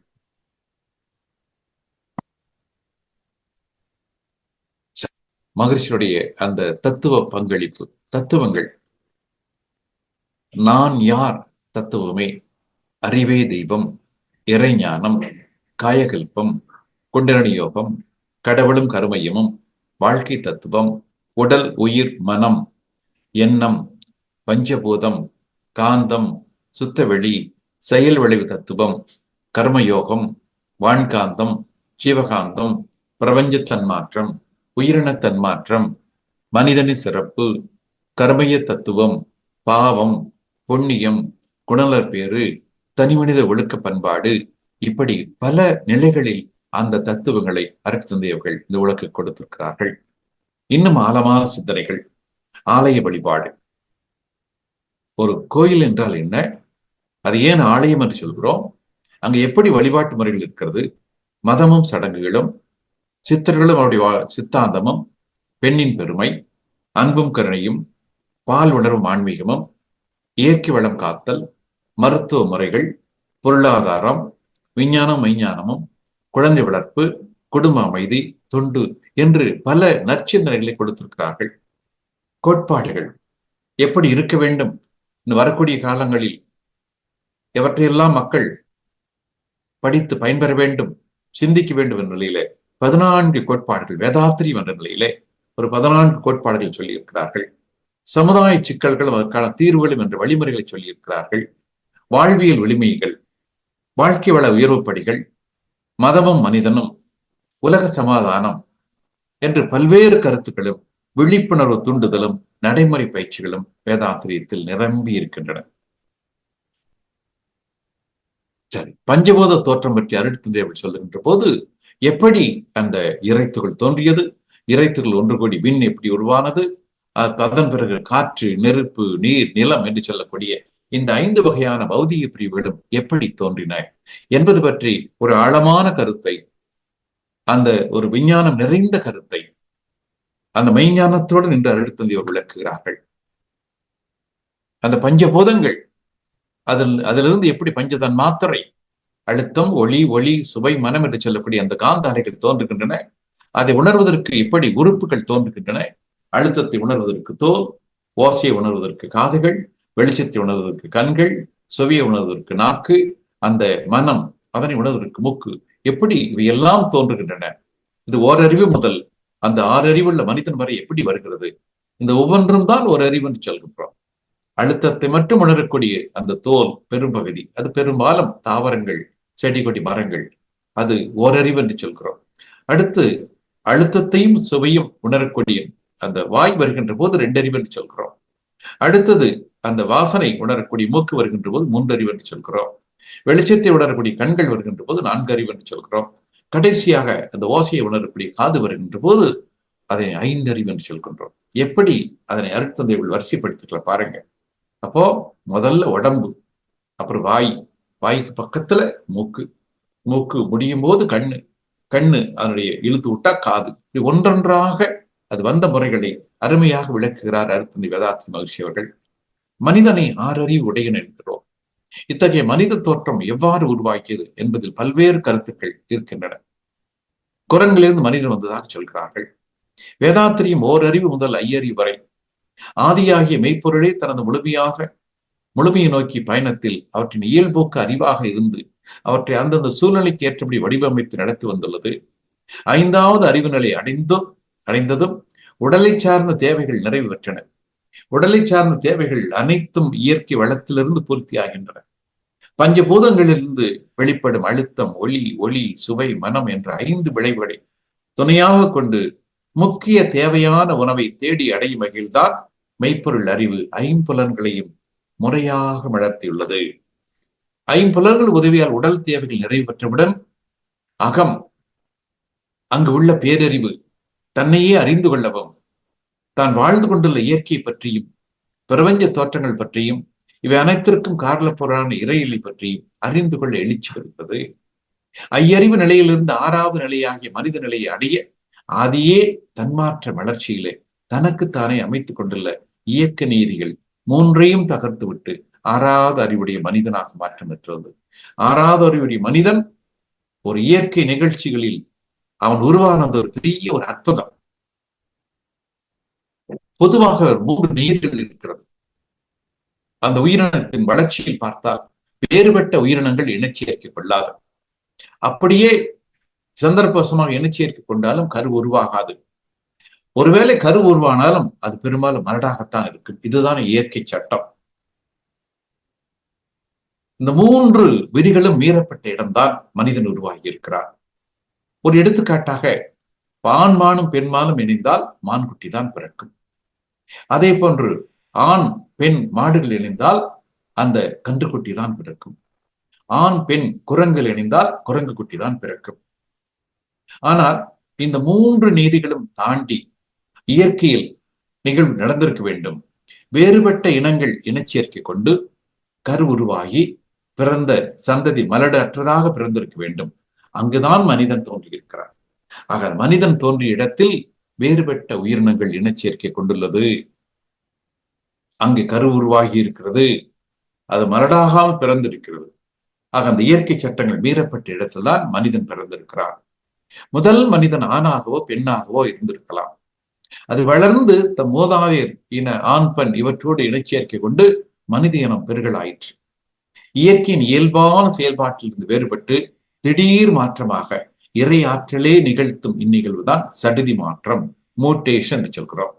என மனிதன் வர வேண்டும் என்பதற்காக இயற்கை தனது சட்டங்களை எல்லாம் மாற்றி அமைத்து இந்த மனிதனை உருவாக்கி இருக்கிறது. இது இறையாற்றலின் அறிவுமயமான செயல்பாடு. இவ்வாறு மனிதன் இவ்வுலகில் தோன்றினான் என வேதாத்திரியம் அற்புதமாக விளக்குகிறது. பதஞ்சலி யோகம் மற்றும் வேதாத்திரியம் கூறும் யோக வாழ்வு தத்துவங்கள், யோகாவின் தோற்றம், இந்திய நாகரிகத்தின் உன்னதமான நிலை யோகம். யோகாவின் தோற்றத்திற்கான காலத்தை யாராலும் கணித்துக் கூற முடியாது. மனிதன் சிந்தனை தொடங்கிய போதே யோகாவும் தோன்றிவிட்டது எனலாம். ஏன்னா இப்ப நம்ம திருமூலர் சொல்றோம், பதஞ்சலி சொல்றோம், அதற்கு முன்னதாகவே அந்த யோகத்தை பற்றிய குறிப்புகளை சொல்கிறார்கள். இப்ப மனிதன் தோன்றிய காலத்திலேயே அந்த யோகா என்பதும் அதுவும் இணைந்திருக்கலாம். இதனுடைய வளர்ச்சி சிந்து சமவெளி நாகரிகத்தில் மொகஞ்சதாரோ, ஹராப்பா ஆகிய இடங்களில் அன்றைய மக்கள் யோகா செய்து வந்துள்ளனர்.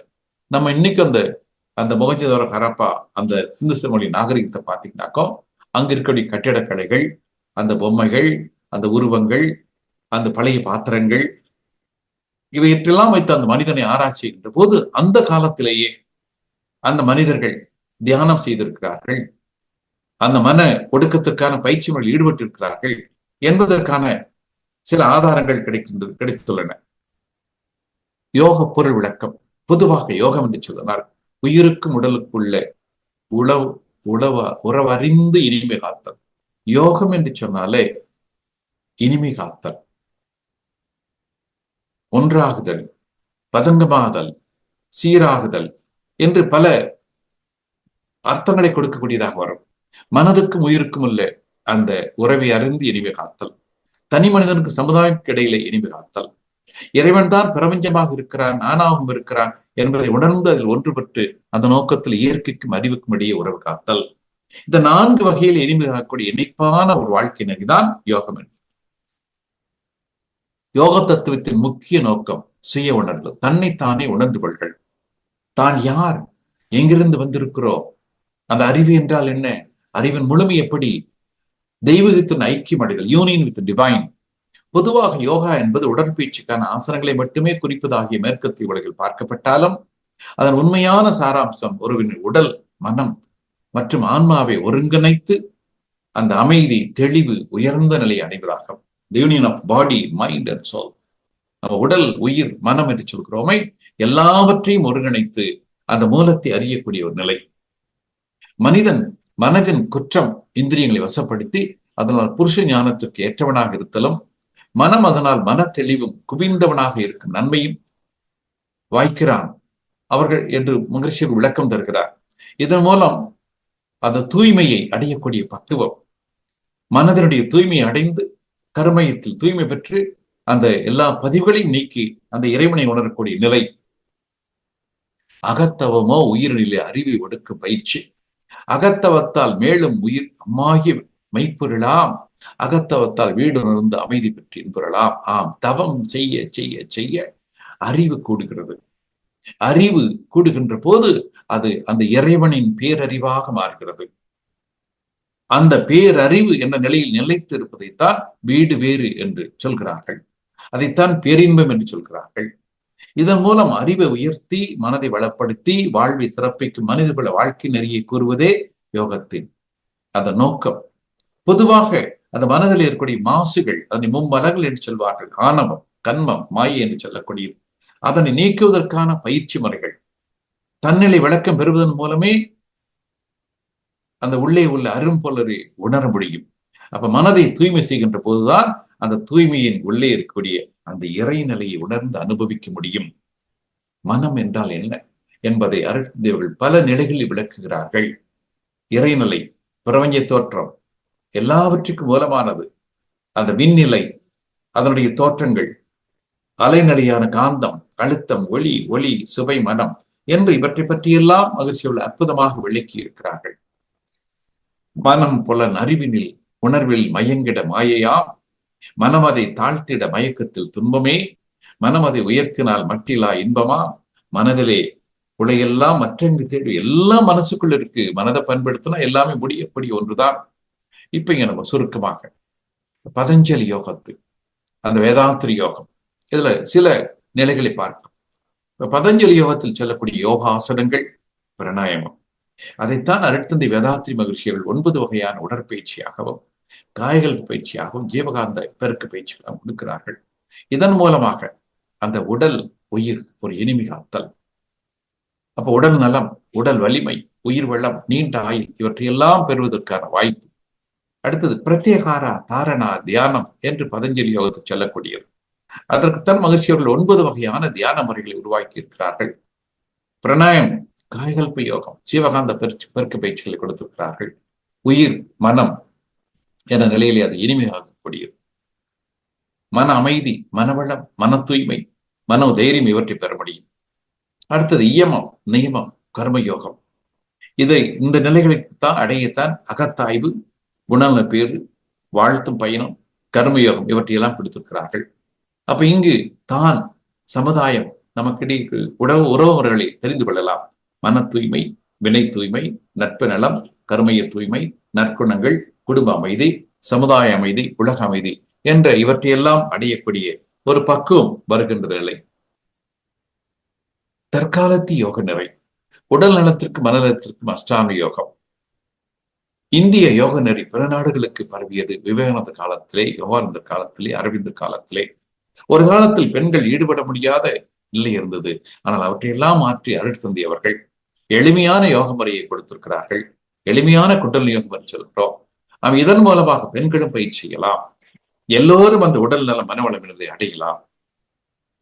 ஆண்களும் குடும்பத்தை விட்டு விலகி இருத்தல் சித்தர் காலத்தில், அதாவது குடும்பமாக இருந்த போதும் கூட ஆண்கள் பெண்களும் பயிற்சி செய்யலாம். ஆண்களும் குடும்பத்தில் இருந்து கொண்டே அந்த குடும்பத்தை தொடர்ந்து விடாமல் அவர்களும் அந்த முடிவுகளுக்குரிய தகுதியை பெற முடியும். இது பல தீட்சை முறைகள் மூலமாக நமக்கெல்லாம் தெரியும். ஒரு 3 வகை தீட்சை முறைகளை மகிழ்ச்சி உணர்த்தியிருக்கார்கள். ஸ்பரிச தீட்சை, நயன தீட்சை, ஞான தீட்சை என்று சொல்லி எல்லாம் நடத்தி இருக்கிறார்கள். இப்படி பல்வேறு தீட்சை முறைகளை உருவாக்கி அந்த ஞானத்தை அடைவதற்கான வழிமுறைகளை சொல்லி இருக்கிறார்கள். பரவலாக கிடந்ததாக கூறப்படும் யோக முறைகளை 5000 வருடங்களுக்கு முன்பு வாழ்ந்த பதஞ்சலி முனிவரால் புதிய வடிவம் கொடுக்கப்பட்டு பதஞ்சலி யோகமா வந்திருக்கிறது. இதனை 5000 ஆண்டுகளுக்கு பின்பு வாழ்ந்த வேதாத்திரி மகிழ்ச்சியால் புதிய வடிவம் எளிமையும் சேர்க்கப்பட்டு இந்த வேதாத்திரிய தத்துவமாக இருக்கிறது. ஆம், பதஞ்சலி காலத்திலிருந்து ஆரம்பித்தது. பின்னர் அதனை திருமூல தமிழிலே அற்புதமாக விளக்கி இருக்கிறார்கள். அதன் பிறகு இதுவரை வாழ்ந்த அத்தனை ஞானிகளினுடைய அனுபவங்களும் ஒன்று சேர்ந்து மகிழ்ச்சியாக வந்து அதனை எளிமைப்படுத்தி எல்லோரும் பயிற்சி செய்யக்கூடிய வகையிலே அதனை அறிவித்தவர்கள் கொடுத்திருக்கிறார்கள். பதஞ்சலி மற்றும் வேதாத்திரி மகிழ்ச்சி இருவரும் வாழ்ந்த காலங்கள் மாறுபட்டு இருப்பினும் யோகத்தின் முழு உருவத்தையும் அதன் தன்மையும் எளிதாக வாழ்க்கையில் பின்பற்றும்படி கூறியுள்ளார். இவர்கள் வாழ்ந்த காலங்கள் மாறுபட்டு இருந்தாலும் கொடுத்துள்ள கருத்துக்கள் ஒருமித்த உணர்வுடன் வெளிப்படுவதாக இருக்கிறது. ஆம், அப்படி பதஞ்சலி காலத்திலிருந்து ஆரம்பித்து வேதாத்திரி மகிழ்ச்சியுடைய காலம் வரை இது நீடித்து நிற்பினும் கூட அந்த உண்மைகள் உணரக்கூடிய பக்குவம், அந்த இறைநிலையை உணரக்கூடிய நிலை, மனதுக்குள்ளே வரக்கூடிய மாற்றங்கள், அந்த மனதை விரித்து அந்த இறைநிலையோடு ஒன்றி நிற்கக்கூடிய நிலை, அந்த சமாதி நிலை, அதன் மூலமாக அறிவிலே முழுமை பெறுவது எல்லாம் அங்கு அவர்கள் தொடங்கியது. இன்று வேதாத்திரி மகிழ்ச்சி அவர்கள் எளிமைப்படுத்தி அதை எல்லா நிலைக்கும் செல்லக்கூடிய வகையில் அதை கொடுத்திருக்கிறார்கள். சரி, பதஞ்சலியின் கருத்துக்களைப் போல, திருவள்ளுவரின் கருத்துக்களைப் போல, திருமூலரின் கருத்துக்களைப் போல, அருட்பிரகாச வள்ளலின் கருத்துக்களைப் போல வேதாத்திரி மகிழ்ச்சியின் கருத்துக்களும் வரலாற்றில் என்றும் நிலைத்து நிற்கும். உடலுக்குத்தான் அழிவு, இந்த ஆன்மாவுக்கு அழிவில்லை என்ற ஆன்மீக கருத்திற்கு ஏற்றபடி எல்லாமல்ல இறைவனாகிய பேரறிவே அவ்வப்போது மனித அறிவில் வெளிப்பட்டு இயற்கை ரகசியங்களையும் மனித வாழ்வின் நோக்கங்களையும் வெளிப்படுகிறது என்ற கருத்தோடு உற்று நோக்கும் போது இறைநிலையின் திருவுருவமாகத்தான் பதஞ்சலி முனிவரும் வேதாத்திரி மகிழ்ச்சியும் விளங்குகிறார்கள். இறைவனே மனித வடிவில் வந்து தான் சொல்ல வேண்டிய அத்தனை செய்திகளையும் அவர்கள் மூலமாக சொன்னதாகத்தான் நாம் எடுத்துக்கொள்ள வேண்டும். அப்படி இந்த ஞானத்தை கொடுத்த அந்த பதஞ்சலி முனிவரையும் அருட்தந்தை வேதாத்திரி மகிழ்ச்சி அவர்களையும் வணங்கி வாழ்த்தி மகிழ்வோம். வாழ்க வளமுடன், வாழ்க வளமுடன், வாழ்க வளமுடன். தற்பொழுது ஐயா அவர்கள் நம்முடைய கேள்விகளுக்கு சிறப்பாக பதிலளிக்க இருக்கின்றார்கள். கேள்வி கேட்க விரும்பும் அன்பர்கள் தங்களுடைய கைபேசியை தாங்களே அன்மியூட் செய்து கொண்டு கேள்விகளை மட்டும் சுருக்கமாக கேட்கும் பொழுது அனைவருக்கும் அது பயனுள்ளதாக அமையும் என்பதை அன்போடு தெரிவித்துக் கொண்டு, முதலாவது அன்பராக சாந்தி சுந்தரம் அம்மா அவர்களை அன்போடு அழைக்கின்றோம். வாழ்க வளமுடன் அம்மா. வாய்ப்புக்கு நன்றி நாகராணி அம்மா. வாழ்க வளமுடன் ஐயா. அற்புதங்கய்யா. வாழ்க வளமுடன். ரொம்ப உணர்வு பூர்வமாக உணர்ந்தோம் ஐயா. கேட்டோங்கிறத காட்டு உணர்ந்தோம். ஒவ்வொரு அந்த சக்கராவை பத்தி நீங்க சொல்ல சொல்ல கண்களை மூடிக்கொண்டுதான் நான் கேட்டுட்டு இருந்தேன். நான் டிஸ்பிளே எல்லாம் பார்க்கல. சோ அந்த சக்கரங்கள் சொல்லுவதை இன்று நன்றாக உணர்ந்தேங்க ஐயா. அப்படியே கண்களை மூடின உடனே கண்கள்ல கண்ணீர், அந்த அந்த சக்கரம், அந்த விசுத்தி என்று நீங்க சொல்றீங்க. அந்த மணிப்புறமும் நம்ம சொல்லும் போது ஒரு ஆழ்ந்த நிலைக்கு சென்று எங்களை அழைத்து சென்றது போல இருந்தது. எனக்கு ரொம்ப ஆசையா இருக்குதுங்கய்யா. இது ஒரு புக்காக இருக்காங்கய்யா? இது வந்துப்பா நம்ம நிறைய பேர் இன்னைக்கு ஆராய்ச்சி பண்ணியிருக்காங்கப்பா. அதாவது பதஞ்சலி முனிவரை பத்தியும் நம்ம வேதாத்திரி மகர்ஷியை பத்தி ஆராய்ச்சி பண்ணியிருக்காங்க. அது மாதிரி திருமந்திரத்தை பத்தியும் வேதாத்திரி மகர்ஷி பத்தி ஆராய்ச்சி பண்ணியிருக்காங்க. அதனால நான் நிறைய அந்த புத்தகங்கள்ல லைப்ரரியில தான் இருக்கு. அது லைப்ரரியில இருந்து அது யாரும் படிக்கிறது இல்லை. அதனாலதான் இப்போ வந்து அந்த ஒவ்வொரு கருத்தையும் இந்த மாதிரி ஒவ்வொரு மாசமும் எடுத்து அதை கொஞ்சம் கருத்துக்களை சொல்லலாம்னு சொல்லிட்டு. ஏன்னா அவ்வளவு நிறைய சாமிஜியை வந்து நம்ம சாதாரண மனிதனை நினைக்க முடியாது. அவர் திருவள்ளுவரோட கம்பேர் பண்ணா திருவள்ளுவர் மாதிரி இருக்கிறார். பதஞ்சலி பார்த்தா பதஞ்சலி முனிவர் மாதிரி இருக்கிறாரு. வள்ளலார் பார்த்தா வள்ளலார் மாதிரி இருக்கிறாரு. ஏன்னா எல்லா நல்ல கருத்துக்களையும் தன்னுடையதாக மாற்றிக்கொண்டு சாமிஜி அவர்கள் அதை எளிமைப்படுத்தி நமக்கு கொடுத்திருக்கிறார். அதனால எல்லா ஞானிகளையும் ஒரு அம்சமாக இருக்கிறார் மகிழ்ச்சி அவர்கள். உண்மையில நமக்கு எல்லாம் பிடிச்ச ஒரு பெரிய வரப்பிரசாதம் தான் சாமிஜி அவர்கள். எளிமைப்படுத்தி இப்போ நீங்க பதஞ்சலி முனிவரோட சூத்திரத்தை நம்ம நேரா படிச்சா நமக்கு ஒண்ணும் புரியாது. நமக்கு அதை புரிஞ்சு நம்ம வாழ்க்கையை மாத்திக்கிறதுக்கு நம்மளால நேரடியா முடியாது. ஆனா அது பதஞ்சலி முனிவர் சொன்ன எல்லா கருத்துக்களையும் சூத்திரங்களையும் இன்றைக்கு நமக்கு மனவளக்கலை பார்க்க 1, 2, 3 என்ன மாறாது ஆசிரமத்தில் சிறந்தவத்தில் தவத்தில் 9 வகையான தவம், இந்த காய்கல்ப பயிற்சி என்று எல்லாவற்றையும் பயிற்சி முறையாக வாழ்க்கை முறையாக மகிழ்ச்சி கொடுத்துட்டார். அதனால மகிழ்ச்சியோட தத்துவங்களை நல்லா தெரிஞ்சுக்கிட்டா நீங்க எல்லா ஞானிகளுடைய சூத்திரங்களையும் நம்ம வாழ்க்கையை மாற்றிக்கொண்ட அர்த்தம். கண்டிப்பாங்க. என் மனதுல தோன்றது 2 தாங்கய்யா. அதாவது யோகத்தின் தந்தையிலிருந்து அருள் தந்தை வரை அப்படிங்கிற மாதிரி ஒரு புத்தகம் போட்டு நம்ம மூலத்தை நோக்கிய பயணம் என்று சொல்லி இறைநிலை அடைவதற்காக நம்ம போறோம். பதஞ்சலி முனிவர் வேதாத்திரியும் சொல்றதுல ஆமா யோக தந்தையும் அருள் தந்தையும் தலைப்பட கொடுத்துக்கலாம். நல்லது, வாழ்த்துக்கள். நல்லா இருந்தது. அடுத்து இன்னொன்னு சொல்றீங்க, நம்ம பிறவியின் நோக்கமே இறைநிலை அடைவதுதான். அப்படி யோகத்துக்குன்னு ஒரு மூலம் இருக்கு இல்லைங்கய்யா, அது பதஞ்சலி யோகம் தானங்கய்யா? பதஞ்சலி அந்த காலத்துல முற்பட்ட காலத்துல இருந்தாலும் அன்றே இவ்வளவு தூரம் அவர் தொகுத்து வச்சிருக்கிறார் மகிழ்ச்சி. அதுக்கு முன்னே வந்திருக்கும் போல. அதுக்கு முன்னரே பாருங்க ஹிரண்யன் இன்னொருத்தர் எழுதியிருக்காரு பாருங்க. அவர் வந்து சொன்ன கருத்தை தான் முத சூத்திரமா பதஞ்சலி போட்டுக்கிறாரு.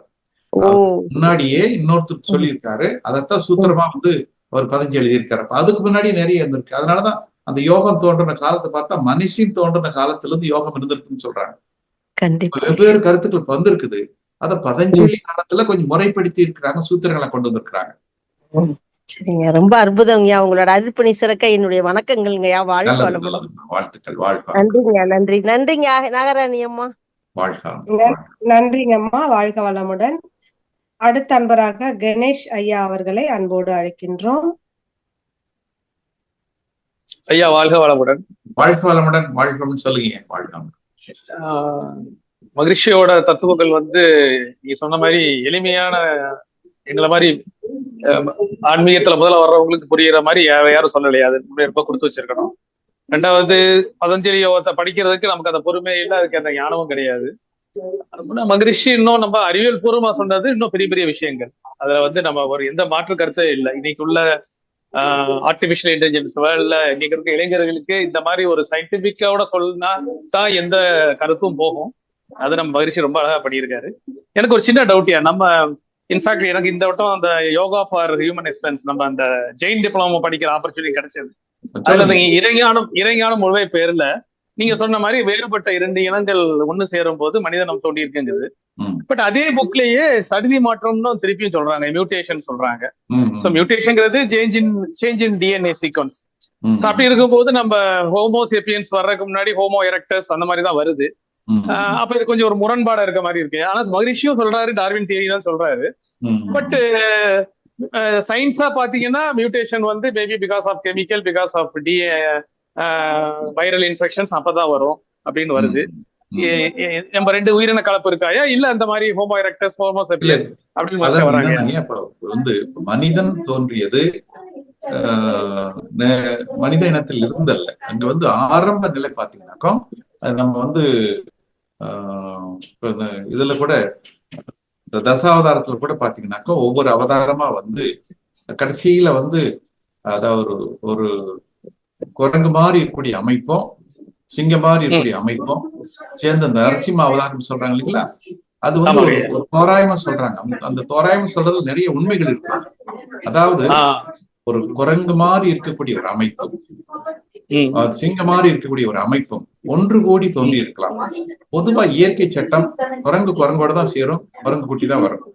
சிங்கத்தோட தான் சேரும், சிங்க குட்டி தான் வரும். ஆனா ஏதோ தற்செயலாக அப்படி நடந்திருக்கலாம். அதனாலதான் அந்த மனிதனுடைய உடம்பு பாத்தீங்கன்னா குரங்கு மாதிரி அந்த உடம்பு தன்மையும் முக அமைப்பு பாத்தீங்கன்னா சிங்கமா இருக்கு. நீ மனிதனுடைய அந்த முகத்தை மட்டும் தனியா வச்சு பாத்தீங்கன்னா இப்ப ஆண் சிங்கம் வந்து தாடியோட இருக்கும், பெண் சிங்கம் தாடி இல்லாம இருக்கும். அந்த கண்ணு, காது, மூக்கு இதெல்லாம் பாத்தீங்கன்னாக்கா அந்த சிங்கத்தோட அது முகத்தோட ஒத்து போகக்கூடியதா இருக்கும். ஆனா உடல் அமைப்பு இப்ப பாத்தீங்கன்னா இந்த ஜிம்பான்சி குரங்கு எல்லாம் பாத்தீங்கன்னா, அந்த வாலில்லா குரங்கு எல்லாம் பாத்தீங்கன்னா அந்த மனுஷ குரங்கு சொல்றாங்க, அதெல்லாம் கிட்ட மனுஷ மாதிரியே இருக்கும் நடந்து போகும்போது, அது 2 காலில் நடக்கிற மாதிரியே இருக்கும். அப்போ இன்னொன்று, இப்ப நிறைய விலங்குகள் அழிஞ்சு போச்சு இன்னைக்கு காலத்துல. இப்ப நம்ம கோயில்கள்லாம் போனா யாழின்னு சொல்லி ஒரு விலங்கு பார்ப்போம், அது செஞ்சு வச்சிருப்பாங்க. ஆனா இன்றைக்கு அந்த யாழிங்கிற விலங்கு இல்ல. இந்த மாதிரி இடைப்பட்ட காலங்கள்ல சில விலங்குகள் அழிந்து போயிருக்கலாம். ஆனா கண்டிப்பாக மனிதன் ஏதோ வேறுபட்ட விலங்குகள் என்று ஒன்று கூடிதான் அந்த ஆரம்பம் வந்திருக்கணும். இது வந்து இயற்கை சட்டத்துக்கு முரணானதான். ஆனா இயற்கையே ஒரு மனிதனை உருவாக்க வேண்டும் என்பதற்காக அந்த இடத்துல அந்த சட்டத்தை உடைச்சி உருவாக்கி நார்மலா பாத்தீங்கன்னாக்கா இன்னைக்கு அதாவது எந்த உயிரினத்தை எடுத்துக்கிட்டாலும் அந்தந்த உயிரினங்கள் ஒன்று சேர்ந்தாதான் வரும், வேற மாத்தி வராது, சான்ஸ் இல்லை. சப்போஸ் இன்னைக்கு செயற்கை முறைப்படி ஒரு குரங்கோட அந்த வித்து எடுத்து இன்னொன்னு கொடுத்தோம்னாலும் அது வளராது. செயற்கை முறையில் கூட நம்ம கம்பேர் பண்ணி நிறைய சேஞ்ச் பண்ணி பார்க்கலாம். ஆனா வந்து அது வளராது, கரு உருவாகாது. ஆனா இப்படி எல்லாம் மாறி கரு உருவாகி வந்திருக்குன்னா இது இயற்கை சட்டத்தை ஒரு இடத்துல மீறி, ஒரே ஒரு இடத்துல மீறி இருக்கு, அவ்வளவு. அந்த மீறினதுதான் இன்று இப்படி ஒரு மனிதனாக வந்திருக்கிறது. ஆனா இன்னும் இது பெரிய ஒரு ஆராய்ச்சிக்கு உட்பட்டாதான். இங்க ஒருவேளை உங்களுக்கு எல்லாம் வந்து அந்த விஞ்ஞானத்துல ஒரு ஆராய்ச்சி இருந்தா, அந்த ஜுவாலஜி ஓரியன்ட் ஏதாவது உங்களுக்கு அந்த படிப்பு அந்த கல்வி இருந்ததுனாக்கா இன்னும் இதுல நிறைய நம்ம ஆராய்ச்சி செய்யலாங்க. இதை பற்றியெல்லாம் அந்த ஜுவாலஜி ஓரியன்டா இருக்கிறவங்க அப்படி எடுத்து கொஞ்சம் ஆராய்ச்சி பண்ணாக்க இன்னும் நிறைய செய்திகள் நமக்கு கிடைக்கலாம். வாழ்க வளமுடன். வாழ்க வளமுடன் ஐயா, நன்றிகள் ஐயா. அடுத்த அன்பராக கணேஷ் ஐயா அவர்களை அன்போடு அழைக்கின்றோம்.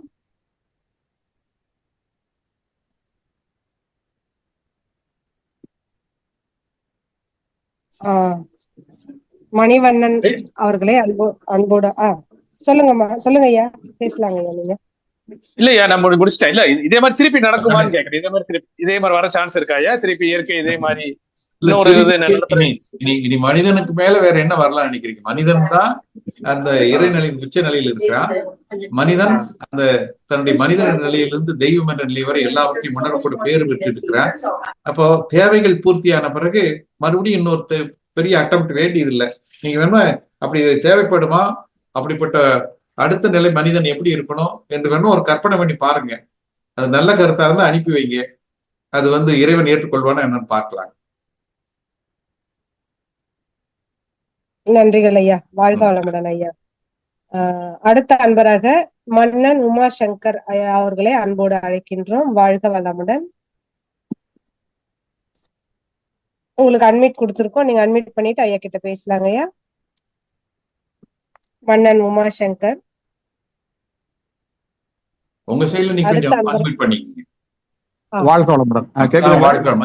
சொல்லுங்க. தஞ்சையில இருந்து உமாசங்கர் பேசுறேன். ஐயா இந்த காணொலி மூலம் பார்க்கறதுல ரொம்ப சந்தோஷமா இருக்குது. பதஞ்சலி முனிவருடைய சித்த விருத்தி நிரோதக் அப்படிங்கிற ஒரு வாக்கியத்தை எடுத்துக்கிட்டு தான் மகரிஷியிடம் மனவளக்கலை இந்த சித்தம் என்று சொல்லக்கூடிய உயிரின் பழக்க நிலைய மனதை விரிவு பண்ணுவதற்காக அகத்தவும் அதை ஒழுங்குபடுத்துவதற்காக நிரோதக் என்று சொல்லவில்லை மகரிஷி இந்த மனவளக்கலையை படைச்சிருக்காருங்கிற ஒரு ஒரு ஆழ்ந்த கருத்தை ஐயாவுடைய சொற்பொழிவுலேருந்து கேட்கறது நல்ல வாய்ப்பா இருக்கு. இந்த கைவல்ய பாதத்திலிருந்து சாதனா பாதம் வரைக்கும் விபூதி பாதத்திலிருந்து அனைத்து இந்த சமாதி பாதம் இந்த விளக்கம்லாம் அப்படியே மகரிஷியுடைய கருத்துக்களை ஒட்டி தான் இருக்கிறது தவிர ஒரு புதுமையாக இல்லை. அந்த விதத்துல ஐயாவுடைய இந்த கம்பாரிஷன் ரொம்ப சிறப்பாக இருந்தது, நல்ல உணர்வுபூர்வமாக இருந்தது. என்னுடைய கேள்வியை விட ஆதங்கம் என்னவென்றால், இப்படி உள்ளடக்கி அந்த யோகாவை விட்டு இந்த வருடத்தில் ஒரு நாள் ஏதோ தீபாவளி பொங்கல் கொண்டாடுவது போல எல்லா அலுவலகங்களும் மத்திய அரசு, மாநில அரசு, பள்ளிக்கூடங்கள் மற்றும் மற்ற இடங்களிலும் இதை ஒரு சம்பிரதாயமாக யோகா டே அப்படின்னா யோகாசனத்தை மட்டுமே செய்வது அப்படிங்கிற மாதிரி சொல்லிக்கிட்டு இருக்காங்க இல்லையா? இந்த அளவுக்கு இன்னும் இந்த யோகாவுடைய இந்த விரிவு நிலை பெறுவதற்கு இதை பிரதமரும் வலியுறுத்தி சொல்றாரு. யோகாங்கிறது யோகாசனம் மட்டுமல்ல, அது பல விஷயங்களை மனித வாழ்வியலை விழுமியங்களை உள்ளடக்கிய விஷயம் அப்படிங்கிற அந்த விழிப்புணர்வை ஏற்படுத்துவதற்கு நம்முடைய மனவளக்கலை சார்பா என்னங்க நம்ம செய்யலாம்? வாழ்க்கை நல்ல ஒரு கேள்விங்க, நல்ல ஆதங்கமும் கூட. இப்ப பொதுவா யோகம்னு சொன்னாலே இன்னைக்கு எல்லாரும் அந்த ட்ரெடிஷனல் யோகா அதான் நினைக்கிறாங்க. சூரிய நமஸ்காரம் பண்றது, மற்ற ஆசனங்கள் செய்யறது நினைக்கிறாங்க. அது நல்லதுதான், நம்ம இல்லைன்னு சொல்ல முடியாது. அது உடல் ரீதியான சில மாற்றங்களுக்கு உதவி செய்யக்கூடியதான். ஆனா மகரிஷி கொடுத்திருக்கக்கூடியது உடலுக்கான பயிற்சி, உயிருக்கான பயிற்சி, மனதுக்கான பயிற்சி, குணங்களை மேம்படுத்திக் கொள்ளக்கூடிய பயிற்சி, இறைவனை உணர்ந்து கொள்வதற்கான பயிற்சி. அப்புறம் முழுமையான ஒரு பயிற்சி முறையை மகரிஷிகள் உருவாக்கி இருக்கிறார்கள். அதுல ஒரு சின்ன பகுதி இன்னைக்கு இருக்கக்கூடிய அந்த ஆசனங்கள் என்று சொல்லக்கூடியது. அது நம்ம தவறுன்னு சொல்ல முடியாது, அதுவும் தேவைதான். தேவைப்படக்கூடியவர்கள் அதை தேவையான அளவுக்கு அதை பயன்படுத்திக் கொள்ளலாம்.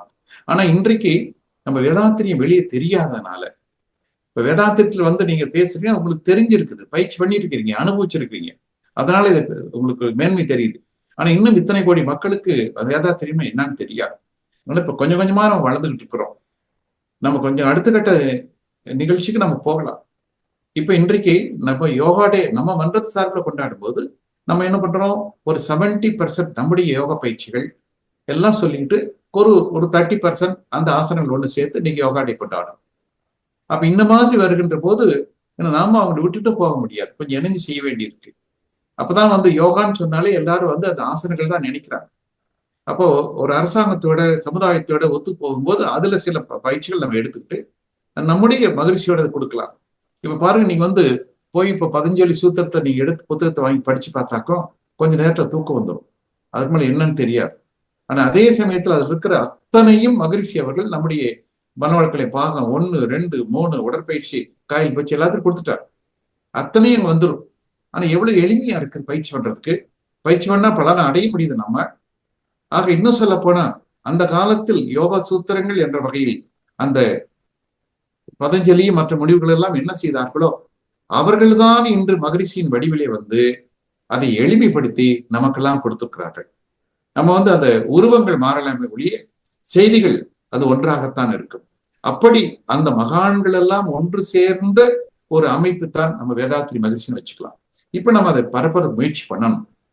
ஆனா ஏன் மக்கள் மத்தியில் பரவலை தெரியாது. தெரிந்தவர்கள், பயிற்சி செய்தவர்கள் கண்டிப்பாக இந்த அருட்தந்தையின் பயிற்சிகளை முழுமையாக ஏற்றுக்கொள்வார்கள். தெரியாதவர்களுக்கு அவங்க அவங்க என்ன சிஸ்டம் இருக்காங்க அதுதான் பெருசு நினைப்பாங்க. அதனால இப்போதைக்கு நாம் நம்முடைய அறக்கட்டளை எண்ணிக்கை அதிகப்படுத்தலாம், தவமையங்களின் எண்ணிக்கை அதிகப்படுத்தலாம், பயிற்சியாளர்கள் எண்ணிக்கை அதிகப்படுத்தலாம். இது இன்னைக்கு கிட்டத்தட்ட 1 கோடி பேர் இருக்கிறாங்க. இந்த 1 கோடி பேர் ஒவ்வொரு வருஷமும் ஒரு 5 லட்சம், 10 லட்சம், 20 லட்சம் கோடி கோடி கோடி கோடி அடுத்தடுத்த நிலைக்கு உயர்கின்ற போதுதான் இந்த எளிமையான பயிற்சி மகரி சொன்ன தத்துவங்கள் உலகத்துக்கு போய் சேரும். இல்லாட்டி இது அற்புதமான பயிற்சியாக இருந்தாலும் கூட ஒரு சில சின்ன எல்லைக்குள்ளே நின்று கொண்டிருக்கிறது. இது எல்லை தாண்டி செல்ல வேண்டும். அப்ப நம்ம ஒவ்வொருவரும் இன்னொரு 10 பேருக்கு இந்த பயிற்சி போய் சேர்றதுக்கு நம்ம காரணமாக இருந்தால் கண்டிப்பாக விரைவில் இந்த பயிற்சி எல்லோருக்கும் போய் சேர்வதற்கு இந்த அருமையான எளிமையான தத்துவம், அந்த பதஞ்சலி கொடுத்த, திருமூலர் கொடுத்த அத்தனை தத்துவங்களும் மகிழ்ச்சியினுடைய அந்த தத்துவத்தில் அடக்கமாக இருக்கிறது என்பது உலகுக்கு நம்ம கொண்டு வர வேண்டும். இது காலத்தின் கட்டாயம், அதை நம்ம தான் செய்யணுங்க. வாழ்க வளமுடன். வாழ்க வளமுடன். நன்றிங்கய்யா. வாழ்க வளமுடன். நன்றிங்கய்யா. வாழ்க வளமுடன். அடுத்த அன்பராக உமையால் அம்மா அவர்களை அன்போடு அழைக்கின்றோம்.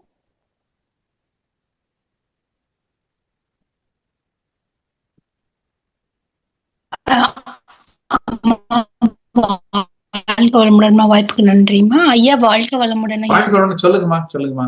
ஐயா வாழ்க வளமுடன். ஐயா அந்த துரியத்துல இருந்து நம்ம தவம் இயற்றும் போது அது சொன்னீங்க இல்லைங்க ஐயா, இறைநிலையோட இணைப்பு கிடைக்கிறது. அந்த அந்த பாயிண்ட் மட்டும் சொல்லணும்னு கேட்டேன். விளக்கம் சொல்லிட்டு இருந்தீங்க ஐயா. கொஞ்சம் ஒரு இதா இருந்ததுமா. சரி, இப்போ நமக்கு மகரிஷி வந்து ஆகினை, துரியம், துரியாயுதம் இந்த முறைகள் எல்லாம் கொடுத்திருக்காங்க. இப்ப ஆகினை பார்த்தீங்கன்னா அந்த புலன்கள் ஒரு அடக்கம் பெறுவதற்காக, அந்த 5 புலன்களும் அது அடக்கம் பெறுவதற்காக, துரியத்தில் என்று தவம் செய்கின்ற போது 5 புலன்கள் அடக்கம் பெறுகிறது, 6 குணங்களும் சீராகும். அந்த மகரிஷி சொல்லக்கூடிய 6 கெட்ட குணங்கள் சொல்ல பேராசை, சினம், கடுப்பற்று, முறையற்ற, பால்கவர்ச்சி, உயர்தலம் பண்ணி, வஞ்சம், இந்த 6 குணங்களும் 6 நல்ல குணங்களாக, பேராசை என்பது நிறைமணமாக, சினம் என்பது சைப்புத்தன்மையாக, கடும்பற்று என்பது ஈகையாக, முறையற்ற பால்கவர்ச்சி கற்ப நெறியாக, உயர்வு தாழ்வு மனப்பான்மை நேர்நெறி உணர்வாக, வஞ்சம் என்பது மன்னிப்பாக, இதுவெல்லாம் மாறுவதற்கு, இது நம்முடைய இப்போ மனதை ஒருநிலைப்படுத்துவதற்கும் குணங்களை மேம்படுத்திக் கொள்வதற்கும் தாகினை, துரியம் இவையெல்லாம் நமக்கு பயன்படக்கூடிய ஒன்று. அடுத்ததாக துரியாதீதம் இதுக்கு மேல போறோம். அப்போ தோதசாங்கம், சந்திரன், சூரியன், பேரியக்க மண்டலம், சுத்தவெளி, இப்படி போகின்ற போது இப்பொழுது முழுக்க இது மனம் சார்ந்தது. அப்ப அது உடல் சார்ந்த தேவைகள் போய் இப்ப மனம் சார்ந்த நிலைகளிலே மனம்தான் போகுது. சந்திரனுக்கும் சூரியனுக்கும் மனம்தான் பெருசாகி போகுது. அப்ப கடைசியில சுத்தவெளியோடு இருக்கின்ற போது அந்த சுத்தவெளிதான் பேராற்றல் பெற்றது, பேரறிவு பெற்றது. அப்ப மனமானது அந்த பேராற்றலாக, பேரறிவாக மாறி நிற்கிறது. மனம் தன்னை இழந்த நிலையிலே, எண்ணங்கள் இல்லாத நிலையிலே அது பேராற்றலாக மாறிவிடுகிறது, பேரறிவாக மாறிவிடுகிறது. அப்ப அந்த இறைநிலைக்கு என்னவெல்லாம் பெருமைகள் உண்டோ அந்த பெருமைகளுக்கு உரியதாகிறது அந்த மனம். அந்த இறைநிலையின் பேராற்றலையும் பேரறிவையும் அனுபவிக்கக்கூடிய தன்மை அங்கு வந்து விடுகிறது. அந்த மனம் அடங்கி நிற்பதால் அது அறிவிலே முழுமையான நிலை இருக்கிறது. அந்த அறிவு முழுமை, அது முக்தி என்று சொல்கிறார்களே, அந்த நிலை அடையக்கூடிய பக்குவம் மனிதனுக்குத்தான் இருக்கிறது. அங்கு எந்த எண்ணங்கள் கிடையாது, சிந்தனைகள் கிடையாது. சித்த விருத்தி, அந்த நிரோதனம் என்று சொன்னார்களே, அப்படி அந்த எண்ணங்கள் இல்லாத ஒரு நிலை, அமைதியான நிலை. ஆனா தூங்கல, தூக்கத்துலதான் அந்த நிலை கிடைக்கும். ஆனா இப்ப நம்ம தூங்கல. அதனால தூங்காமல் தூங்கி சுகம் காண்பது எப்போது என்று சொல்கிறார்கள். அப்ப மனம் அமைதியாக இருக்கிறது. மனம் இப்பொழுது இறைவனோடு ஒன்றிவிடுகிறது. அந்த இறைவனுக்கு உரிய பேராற்றலையும் பேரறிவையும் தனதாக அனுபவிக்கிறது. அப்ப நமக்கு இந்த உடல் அளவுக்கு ஒரு ஆற்றல் இருக்கும் போதே நமக்கு ஒரு அதை அனுபவிக்கும் போது எவ்வளவு இன்பம் வருது, எவ்வளவு சந்தோஷப்படுறோம். அப்படி இருக்கும்போது அந்த பேராற்றல் நம்முடையதாக, அந்த பேரறிவு நம்முடையதாக மாறுகின்ற போது எவ்வளவு மகிழ்ச்சி வரும், எவ்வளவு ஒரு ஆனந்தம் இருக்கும். அந்த அறிவில செய்யக்கூடிய காரியங்கள் எப்படி வெற்றி பெற்றதாக இருக்கும். அப்ப இந்த நிலையை ஒவ்வொரு மனிதனும் அடைய முடியும்.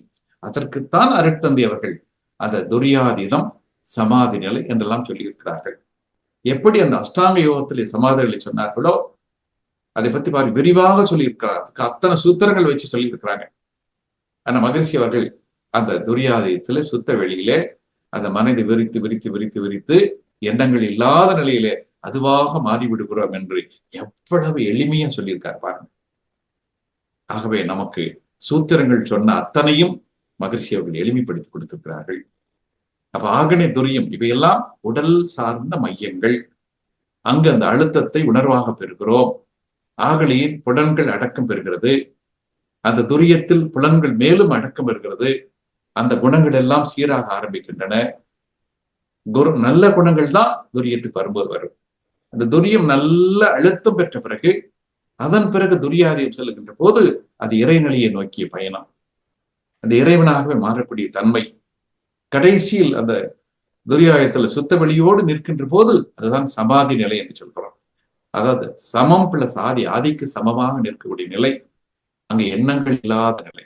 இப்ப நம்ம சாதாரண செய்யும் போது எண்ணங்கள் நிறைய வரும். இப்ப நம்ம இன்னும் அங்க துரியாதீதத்துக்கு போகலின்னு அர்த்தம், அந்த சுத்த வெளிக்கு போகலின்னு அர்த்தம். இடையிலே நின்றுட்டு இருக்கிறோம். ஆனா கொஞ்சம் கொஞ்சமா முயற்சியை செய்ய செய்ய என்றாவது ஒரு நாள் அந்த எண்ணமில்லாத நிலைக்கு வந்து சேர்வோம். அன்றுதான் அந்த இன்பத்தை அனுபவிப்போம். அதை அனுபவிக்கும் போதுதான், ஓ இதுதான் பேரின்பமா, இது எத்தனை நாள் நமக்கு கிடைக்காம போச்சே இத்தனை நாள் நம்ம ஏதோ வாழ்க்கையில அது இதெல்லாம் பெருசு பெருசு நினைச்சிட்டு இருந்தோமே, அதெல்லாம் ஒண்ணும் இல்லை என்ற நிலை அந்த உணர்வு கிடைக்கின்ற போது வரும். அந்த உணர்வு கிடைத்து விட்டால் அறிவின் உயர்வில் இருப்பீர்கள். செய்யக்கூடிய காரியங்கள் எல்லாம் நல்லதாகத்தான் இருக்கும். துன்பம் என்பதே கிடையாது, கவலை என்பது கிடையாது, வருத்தம் என்பது கிடையாது, பொறாமை என்பது இருக்காது, அதுல ஒரு துளி கூட இருக்காது. அப்படிப்பட்ட உயர்ந்த நிலைதான். அவங்க எப்படி இருப்பாங்க? எந்த செயலை செய்தாலும் அது மக்களுக்கு பயன் தரக்கூடிய செயலை செய்வார்கள். தவம் செய்வார், தம் கர்மம் செய்வார், மற்றெல்லாம் அவம் செய்வார் ஆசியுட்பட்டு என்று வள்ளுவர் சொல்வது போல, அவர்கள் எந்த செயலை செய்தாலும் அது ஒரு புனிதமாக இருக்கும், தூய்மையாக இருக்கும், சமுதாயத்துக்கு பயன்படக்கூடியதாக இருக்கும். எப்படி அருட்தந்தையர்கள் வாழ்க்கை வாழ்ந்தாரோ, அவர் எந்திரிச்சு நின்னா ஒரு அழகு, நடந்தா ஒரு அழகு, அவர் பேசினா ஒரு அழகு, அவர் பக்கத்துல போய் நம்ம அமர்ந்தா அந்த ஜீவகாந்தத்தை அனுபவித்து பார்க்கலாம். அவர் வாயிலிருந்து வரக்கூடிய ஒவ்வொரு சொல்லும் இந்த சமுதாயத்துக்கு பயன்படக்கூடிய சொல். எந்த இடத்திலும் கோபம் இல்லை, கவலை இல்லை, பொறாமை இல்லை, வஞ்சம் இல்லை. அதற்கு மாறாக அன்பும் கருணையுமாக, ஒரு தூய்மையாக, புனிதத்தின் உச்சமாக மகிழ்ச்சி அவர்கள் வாழ்ந்து காட்டியிருக்கிறார்கள். நாமும் வாழ்வதற்கு வழிகாட்டி இருக்கிறார்கள். வாழ்க வளமுடன். வாழ்க. நீங்க ரொம்ப தெளிவான விளக்கங்க, சிறப்புங்கய்யா, மகிழ்ச்சிங்கய்யா, நன்றிங்கய்யா. வாழ்க வளமுடன் ஐயா. அம்மா நன்றிங்கம்மா, வாழ்க வளமுடன்மா. நன்றிகள் அம்மா, வாழ்க வளமுடன். அடுத்த அன்பராக வளர்மதி அம்மா அவர்களை அன்போடு அழைக்கின்றோம். வாழ்க வளமுடன் அம்மா, எனக்கு நன்றி ஐயா. வாழ்க வளமுடன். வாழ்க வளமுடன். வாழ்க வளமுடன். ரொம்ப சிறப்பா ஸ்லைட்ஸ் எல்லாம், எப்பவுமே உங்களுடைய உரை ஸ்லைட் எல்லாம் போட்டு ரொம்ப தெளிவாவும் ஈஸியாவும் புரிஞ்சிடும், எந்த ஒரு டவுட்டும் இல்லை ஐயா. நேற்று முன்தினம் தான் வந்து ஏபிடி ஐடி கார்டு கிடைச்சது, திருவான்மியூர்ல நடந்துச்சு. Oh, very good, very good, very good. உங்க ஆசீர்வாதம், உங்க வாழ்த்து வேண்டும். அறிவுரை இப்பதான் கால் எடுத்து வச்சிருக்கேன், பண்ணிருக்கேன் இது வரைக்கும் சர்வீஸ். ஆனா எனக்கு ஒரு அறிவுரை கொடுங்க ஐயா, மகரிஷி ஸ்தானத்துல இருந்து. வாழ்க வளமுடன். நல்லதுமா, ரொம்ப சந்தோஷமா. இன்னைக்கு நம்ம வந்து கிட்டத்தட்ட ஒரு 18,500 19,000 பேர் பேராசிரியர்கள் வந்துட்டு இருக்கிறாங்கம்மா. இந்த பேராசிரியர்கள் தான் மகரிஷியினுடைய மறு உருவங்களாக இருக்கக்கூடியவர்கள். ஏன்னா அன்றைக்கு ஒரு மகரிஷி இருந்தார், இன்னைக்கு 19,000 மகரிஷிகள் வந்து கொண்டிருக்கிறார்கள். உண்மையிலேயே இவர்கள் செய்யக்கூடிய தியாகங்கள் தான் இன்று உலகம் முழுவதும் இப்படி 800 கோடி மக்களுக்கும் செல்ல இருக்கிறது. அதனால நீங்க இந்த பயிற்சிகளை நல்லா செய்யுங்க. நீங்க ஒரு அறக்கட்டளை வச்சு நடத்தலாம், தவமையை வச்சு நடத்தலாம், பள்ளி கல்லூரிகளுக்கெல்லாம் போகலாம். உங்கள் மூலமாக ஒரு 100 பேருக்காவது இந்த மனவளக்கலை சேர்வதற்கு நீங்கள் காரணமாக இருங்கள். இப்ப 100 பேர்னா ஏதோ எண்ணிக்கை அல்ல, அந்த 100 பேரும் வாழ்க்கையில் அது 100 மகரிஷியா மாறணும். அவர்களும் இந்த பயிற்சியெல்லாம் முடிச்சு, பிரம்மஞானம் முடிச்சு, அருளதி முடிச்சு, உங்களை மாதிரி ஒரு துணை பேராசிரியர் அளவுக்கு வரணும். அப்படி ஒரு 100 துணை பேராசிரியர்களை உருவாக்குவது உங்களுடைய பொறுப்பு என்று வைத்துக் கொண்டு காரியங்களை செய்யுங்கள். சமுதாயத்துக்கு உங்களுடைய அறிவும் ஆற்றலும் அது போய் சேரட்டும். மகரிஷி இல்லைன்னு நினைக்காதீங்க, நம்மோடு தான் வாழ்ந்து கொண்டிருக்கிறார். யாரெல்லாம் அந்த மகரிஷியின் தத்துவங்களை வாழ்க்கையாக ஏற்றுக்கொண்டார்களோ, சேவையை தங்களுடைய வாழ்க்கையாக ஏற்றுக்கொண்டார்களோ, அவருடைய ஒவ்வொரு அசைவிலும் மகரிஷி அவர்கள் இருந்து கொண்டிருக்கிறார்கள். மகரிஷி சொல்வார், நீ எந்த இடத்துல சிரமம் வந்தாலும் என்ன கை பிடிச்சிக்கங்க அப்படின்பார். அவர் கையை காட்டிக்கிட்டே இருக்கிறார். நம்ம போய் அவர் கையை பிடிச்சிக்க வேண்டியதான். பிடிச்சுக்கிட்டா போதும், நம்மளுக்கு போக வேண்டிய இடத்துக்கு இழுத்துட்டே போயிடுவார். அந்த அன்பும் கருணையும் உடையவர். அவர் மனித வடிவல் வாழ்ந்த தெய்வம். அப்படிப்பட்ட ஒரு மகானை நாம் எல்லாம் ஒரு குருவாக எடுத்துக்கொண்டிருக்கிறோம். நாம் எல்லாம் ஒரு பாக்கியசாலிகள். ஆக இந்த ஆன்மீக பயணத்தில் நீங்களும் சேர்ந்திருக்கிறீர்கள். இணைந்து செய்வோம். எல்லா மக்களுக்கும் இந்த வேதாத்திரியம் சென்று சேரட்டும். அது விரைவாக சென்று சேரட்டும். வேதாத்திரியம் விரைவாக சென்று சேர்ந்தால் கண்டிப்பாக உலக எல்லா மக்களும் அமைதியாக இருப்பார்கள். இந்த போர் என்ற நிலை இருக்காது, வன்முறைகள் இருக்காது, துன்பங்கள் இருக்காது. ஒரு அமைதியான உலகத்தை நம்மால படைக்க முடியும். அதற்கு நம்ம ஒவ்வொருவரும் முயற்சி செய்ய வேண்டும். யாரோ ஒருத்தர் மட்டும் செஞ்சா பத்தாது, நம்ம ஒவ்வொருவரும் முயற்சி செய்ய வேண்டும். இன்னைக்கு இந்த 10,000 பேர் என்பது விரைவில் 1,00,000 பேரா வரணும். இந்த 1,00,000 பேர் என்பது அடுத்து 1 கோடி பேரா வரணும். ஏன்னா இந்த 800 கோடி பேருக்கு இது போய் சேரணும்னாக்கும் நம்ம வந்து இன்னும் நிறைய பேர் வந்து சேரணும். அப்பொழுதுதான் இது எல்லா மக்களுக்கும் சென்று சேரும் என்று சொல்லி, அந்த எண்ணிக்கையில நீங்களும் சேர்ந்திருக்கிறீர்கள். உங்களுக்கு அந்த அன்பான வரவேற்புகள், உங்களுக்கு அந்த இறையருளும் குருவருளும் எல்லா வகையிலும் துணை புரியட்டும். நீங்கள் முயற்சி செய்யுங்கள். உங்கள் மூலமாக நிறைய மக்களுக்கு மனவளக்கலை சென்று சேரட்டும் என்று சொல்லி மனதார வாழ்த்தி, நீங்களும் உங்கள் அன்பு குடும்பமும் உடல் நலம், நீலாயில், நிறை செல்வம், உயர்ப்புகள், மெய்ஞானம் பெற்று மேலோங்கி வாழ்க, உங்களுடைய சேவை தொடரட்டும் என்று சொல்லி வாழ்த்து நிறைவு செய்கிறேன். வாழ்க வளமுடன். வாழ்க. மிக்க நன்றி ஐயா, மிக்க நன்றி. வாழ்க வளமுடன். வாழ்க. வாழ்க வளமுடன். அடுத்த அன்பராக கேலக்சின்னு போட்டு வந்திருக்கீங்க. உங்க பேரை சொல்லிட்டு நீங்க ஐயா கிட்ட பேசலாம். கேலக்சி. வாழ்க வளமுடன் ஐயா. புருஷோத்தமன் தஞ்சாவூர்ல இருந்து பேசுறேங்க ஐயா. சொல்லுங்கய்யா, சொல்லுங்க சொல்லுங்க சொல்லுங்க. ரொம்ப சிறப்புங்கய்யா. பதஞ்சலி கால யோக வரலாறு முதல் அருட்தந்தையினுடைய நம்முடைய மனவளக்கலை வரலாறு வரையிலும் கொடுத்து கடைசியில் அந்த டேபிள் காலம் போட்டு சுருக்கமா ஒரு கன்க்ளூஷன்ல கொடுத்தீங்க பாருங்க. அதுதான் எல்லாரும் விளங்கி கொள்ளக்கூடிய ஒரு எளிய முறையில ஒப்பீடு வந்து ரொம்ப சிறப்பா இருந்ததுங்க ஐயா. ரொம்ப அதாவது பதஞ்சலி யோகத்தை படிக்கணுங்கிறவங்க கூட நம்முடைய மனவளக்கலையை படிக்கணும், மனவளக்கலையோட சேரணும் அப்படிங்கிறத ஒரு அற்புதமான ஒரு நிலைப்பாட்டுல கொடுத்துருங்க. இது ஒரு சின்ன ஒரு புத்தகமா கூட போட்டு ஒரு கையேடு மாதிரி கூட கொடுக்கலாம். அந்த அளவுக்கு நீங்க கல்லூரியில எப்படி நடத்துவீங்களோ அதை விட ரொம்ப எளிமையா நீங்க ரொம்ப சூப்பரா பண்ணிருக்கிறீங்க. அந்த யோக வரலாறு இது வந்து இது ரொம்ப டிஒய்பிடி அது இது எல்லாரும் படிச்சிருந்தா கூட இந்த இது வந்து நீங்க சொல்லியிருக்கிறது வந்து ரொம்ப ரொம்ப எளிமையா அதனுடைய பதஞ்சலியினுடைய அந்த 5 பாதங்களும் அது விடாம அதுல இருந்து மகரிஷியினுடைய இது எப்படி இருக்கு, பயிற்சிகள் எப்படி இருக்கு, அதனுடைய எடுத்துக்காட்டுகளோடு எடுத்து அந்த டேபிள் காலம் கொடுத்து கடைசியில கொடுத்தது ரொம்ப ரொம்ப சிறப்புங்க ஐயா. எல்லாருக்கும் புரியுது. ரொம்ப நன்றிங்க ஐயா. வாழ்த்துக்கள். வாழ்க்கை வாழ்க வளமுடன். அடுத்த அன்பராக செவ்வேல் ஐயா, நீங்க அன்மியூட் பண்ணிட்டு ஐயா கிட்ட பேசலாங்க ஐயா.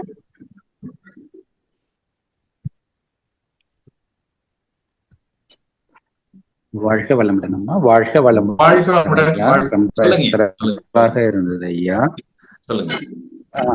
அதே மாதிரி நாம அந்த 15 முனிவர்கள் அந்த சித்தர்கள்லாம் இதெல்லாம் நம்மளால படிக்க விட முடியாது ஐயா. ஆனா மகரிஷி ஐயா நம்மளுக்கு அந்த எளிமை நீங்க சொன்னது அது ரொம்ப உண்மையா. ஏன்னா நம்மளால ஒரு தமிழ் திருக்குறளை கூட அந்த மீனிங் புரிஞ்சுக்கிறதுக்கு அந்த 2 வரி தான், அதை புரிஞ்சுக்கிறதுக்கே அந்த தமிழினுடைய அவங்க பண்டிட்டா படிச்சவங்க ஈஸியா அப்சர்வ் பண்ணிக்கிறாங்க.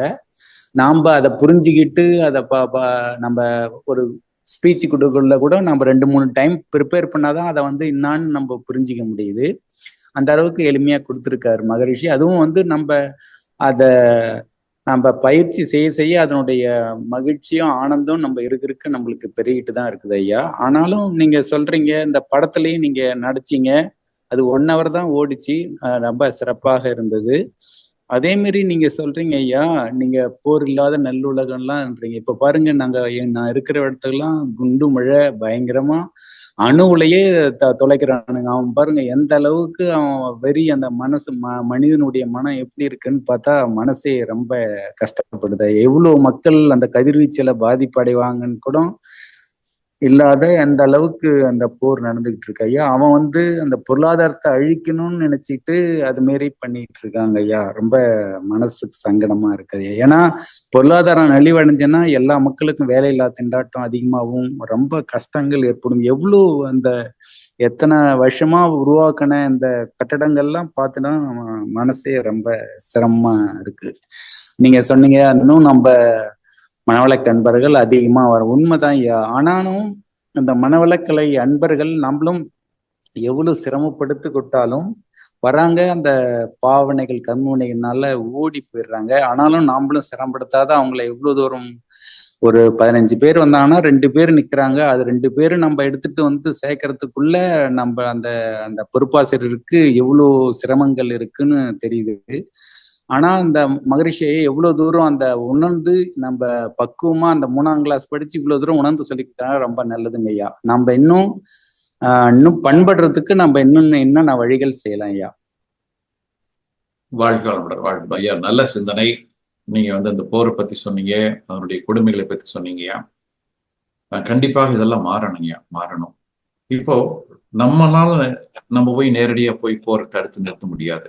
ஆனா நம்ம ஒவ்வொரு முறை அந்த தியானம் செய்து முடிக்கும் போதும் மனசார இந்த போர் நிக்கணும். அது குறிப்பா இன்றைக்கு அந்த ரஷ்யா உக்ரைன் போறோம், இஸ்ரேல் பாலஸ்தீனம் போறோம், உடனே நிக்கணும். இந்த மக்கள் மறுபடியும் துன்பப்படக்கூடாது என்பதுக்கு ஒரு ஆழமான ஒரு கருத்தை நம்ம பரப்பலாங்க. அவங்களுடைய மனசுக்குள்ள ஒரு மாற்றம் வரட்டும். ஏன்னா இன்னைக்கு நம்ம வந்து மனவளக்கலையில இந்த லட்சக்கணக்கான பேர் இருக்கிறோம். கிட்டத்தட்ட பாத்தீங்கன்னா 1 கோடி பேர் மனவளக்கலை பயிற்சி எடுத்திருக்காங்க. அதுல ஒரு 30-40 லட்சம் கூட பயிற்சி அன்றாடம் தவம் செய்யக்கூடியவர்கள் இருக்கலாம். இத்தனை பேரும் சேர்ந்து தவத்தின் ஒரு வலிமை, ஏன்னா தவத்தின் ஆழம் என்பது அது அணுகுண்டுகளை விட பலமானது. அப்படி அந்த தவம் ஆழமாக இருக்கக்கூடியது. ஒவ்வொரு மனிதரும் வேகமாக ஒரு அழுத்தம் கொடுத்து நிற்கின்ற போது கண்டிப்பாக நம்மால அந்த போரை நிறுத்த முடியும். அதனால என்னுடைய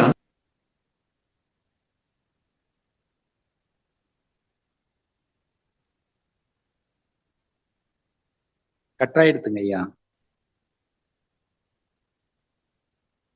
வாழ்க வளமுடன் ஐயா. வந்துருவாருங்க ஐயா. மியூட்ல இருக்குங்க ஐயா. ஆமா, அந்த இடையில கொஞ்சம் நெட் ப்ராப்ளம் இருக்கு, அது ஆச்சு. அதாவது சரி சொல்வாரு, நடந்து செல்லும் பிணங்கள் அல்ல நாம், நமது கடமை சேர்ந்து செய்யாதற்கு சொல்வார்கள். ஆகவே நாம் இப்பொழுது செய்ய வேண்டியதெல்லாம் தவத்திற்கு ஆழத்திற்கு சென்று இந்த போர் நிற்க வேண்டும் என்று மனதார வாழ்த்துவோம். கண்டிப்பாக இந்த போரை நம்மால நிறுத்த முடியும். அதற்கு ஒரு சின்ன உதவி செய்ய முடியும்.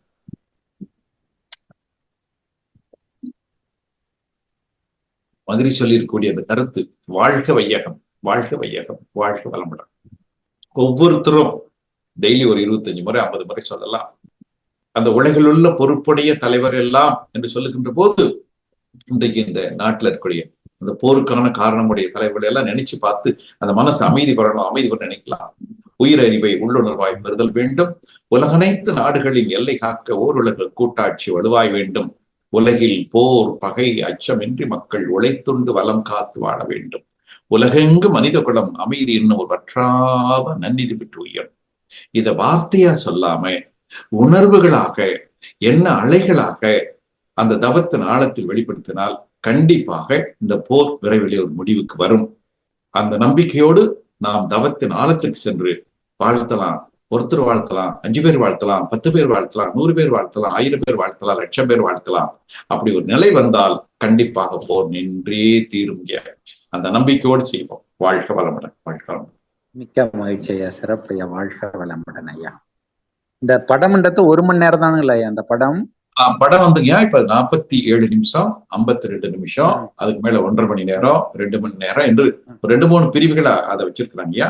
இப்போதைக்கு ஒரு 40 கடைசியில் போட்டு கேட்டது 47 நிமிஷம், ஒரு 52 நிமிஷம், 2 தான் ஒரு கமர்ஷியலை வெளியே கொடுக்குற மாதிரி வச்சிருக்காங்க. ஆனா இன்னும் வந்து அந்த பேராசிரியர் பேசுறதுல கொஞ்சம் கொஞ்சம் டீட்டெயில இருக்குது. அதெல்லாம் சேரும்போது 1.5 மணி நேரம் வரைக்கும் வருங்க. அநேகமா இது கொஞ்சம் சக்சஸ்ஃபுல்லா ஓடிச்சுனாக்கோ அந்த 1.5 மணி நேரம் ஓடுறது மாதிரி கூட அவங்க பண்ணுவாங்க. அதை ஏற்கனவே எல்லாம் இருக்குது, ஆனா இங்க வந்து பார்க்க மாட்டாங்க அப்படிங்கிறதுக்காக இப்போது கட் ஷார்ட் பண்ணி குறைச்சலா வச்சிருக்காங்க.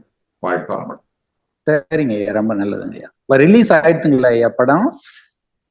இப்போ நம்ம இதுல வந்து இப்போ ஒரு 10 நாளைக்கு முன்னாடி அங்க வந்து இதுல வச்சு ரிலீஸ் பண்ணிருக்காங்க நம்ம சென்னையில வச்சு. அது இன்னும் அது மற்ற முறைப்படி மற்ற சினிமாக்கள் மாதிரி அதை கொண்டுட்டு போறதுக்கு அடுத்த, ஏன்னா இது ஒரு 3 மணி நேரமா பண்ணி பார்க்க சொன்னா அது எப்படி ஓடுன்னு தெரியாது. அதனால இப்போதைக்கு நம்முடைய மற்ற அன்பர்கள், இதை சார்ந்த அன்பர்கள் அதை பாக்குறாங்க. இப்ப நீங்க யூடியூப்ல போனா கூட அதை பார்க்கலாம் என்ற ஒரு நிலை இருக்குதுங்க. ரிலீஸ் பண்ணிட்டாங்க. வாழ்க வளமுடன். ரொம்ப நல்லதுங்க, மிக்க மகிழ்ச்சி ஐயா, வாழ்க வளமுடன். ரொம்ப சிறப்பு ஐயா. நன்றிகள் ஐயா, வாழ்க வளமுடன். அடுத்த அன்பராக ஜெயக்குமாரி அம்மா அவர்களை அன்போடு அழைக்கின்றோம். வாழ்க வளமுடன். நன்றிங்கம்மா ஐயா, வாழ்க வளமுடன். சொல்லுங்கம்மா, சொல்லுங்க. ரொம்ப உணர்வுபூர்வமான ஒரு கருத்துக்கள். நீங்க மகரிஷியுடனே இருந்து அவர்கள் மூலம் பயிற்சி பெற்று நீங்க இது பண்ண வாழ்ந்ததுனால உங்களுடைய கருத்துக்கள் பாத்தீங்கன்னா மகரிஷியே நேரடியா பேசுற மாதிரி ஒரு மனசை தொற்றுச்சுங்க. அதாவது பதஞ்சலி முனிவர், திருமூலர் அந்த காலத்துல எழுதின நிறைய சித்தர்களுடைய கவிகளை ஒன்று திரட்டி வேதாத்திரியமா கொடுத்திருக்காருங்கிறத நம்ம ரொம்ப சிறப்பா விளக்குனீங்க. அதை படிக்கலனாலும் பரவாயில்ல, நம்ம இதை படிச்சாலே போதும். வேதாத்திரியத்தை படிச்சு வேதாத்திரிய பயிற்சிகளை நல்லா செஞ்சு அதனுடைய தத்துவத்தை புரிஞ்சுக்கிட்டா அத்தனை முனிவர்கள் சொன்ன எல்லா தத்துவமும் இதுக்குள்ள அடக்கமாயி போயிடும்.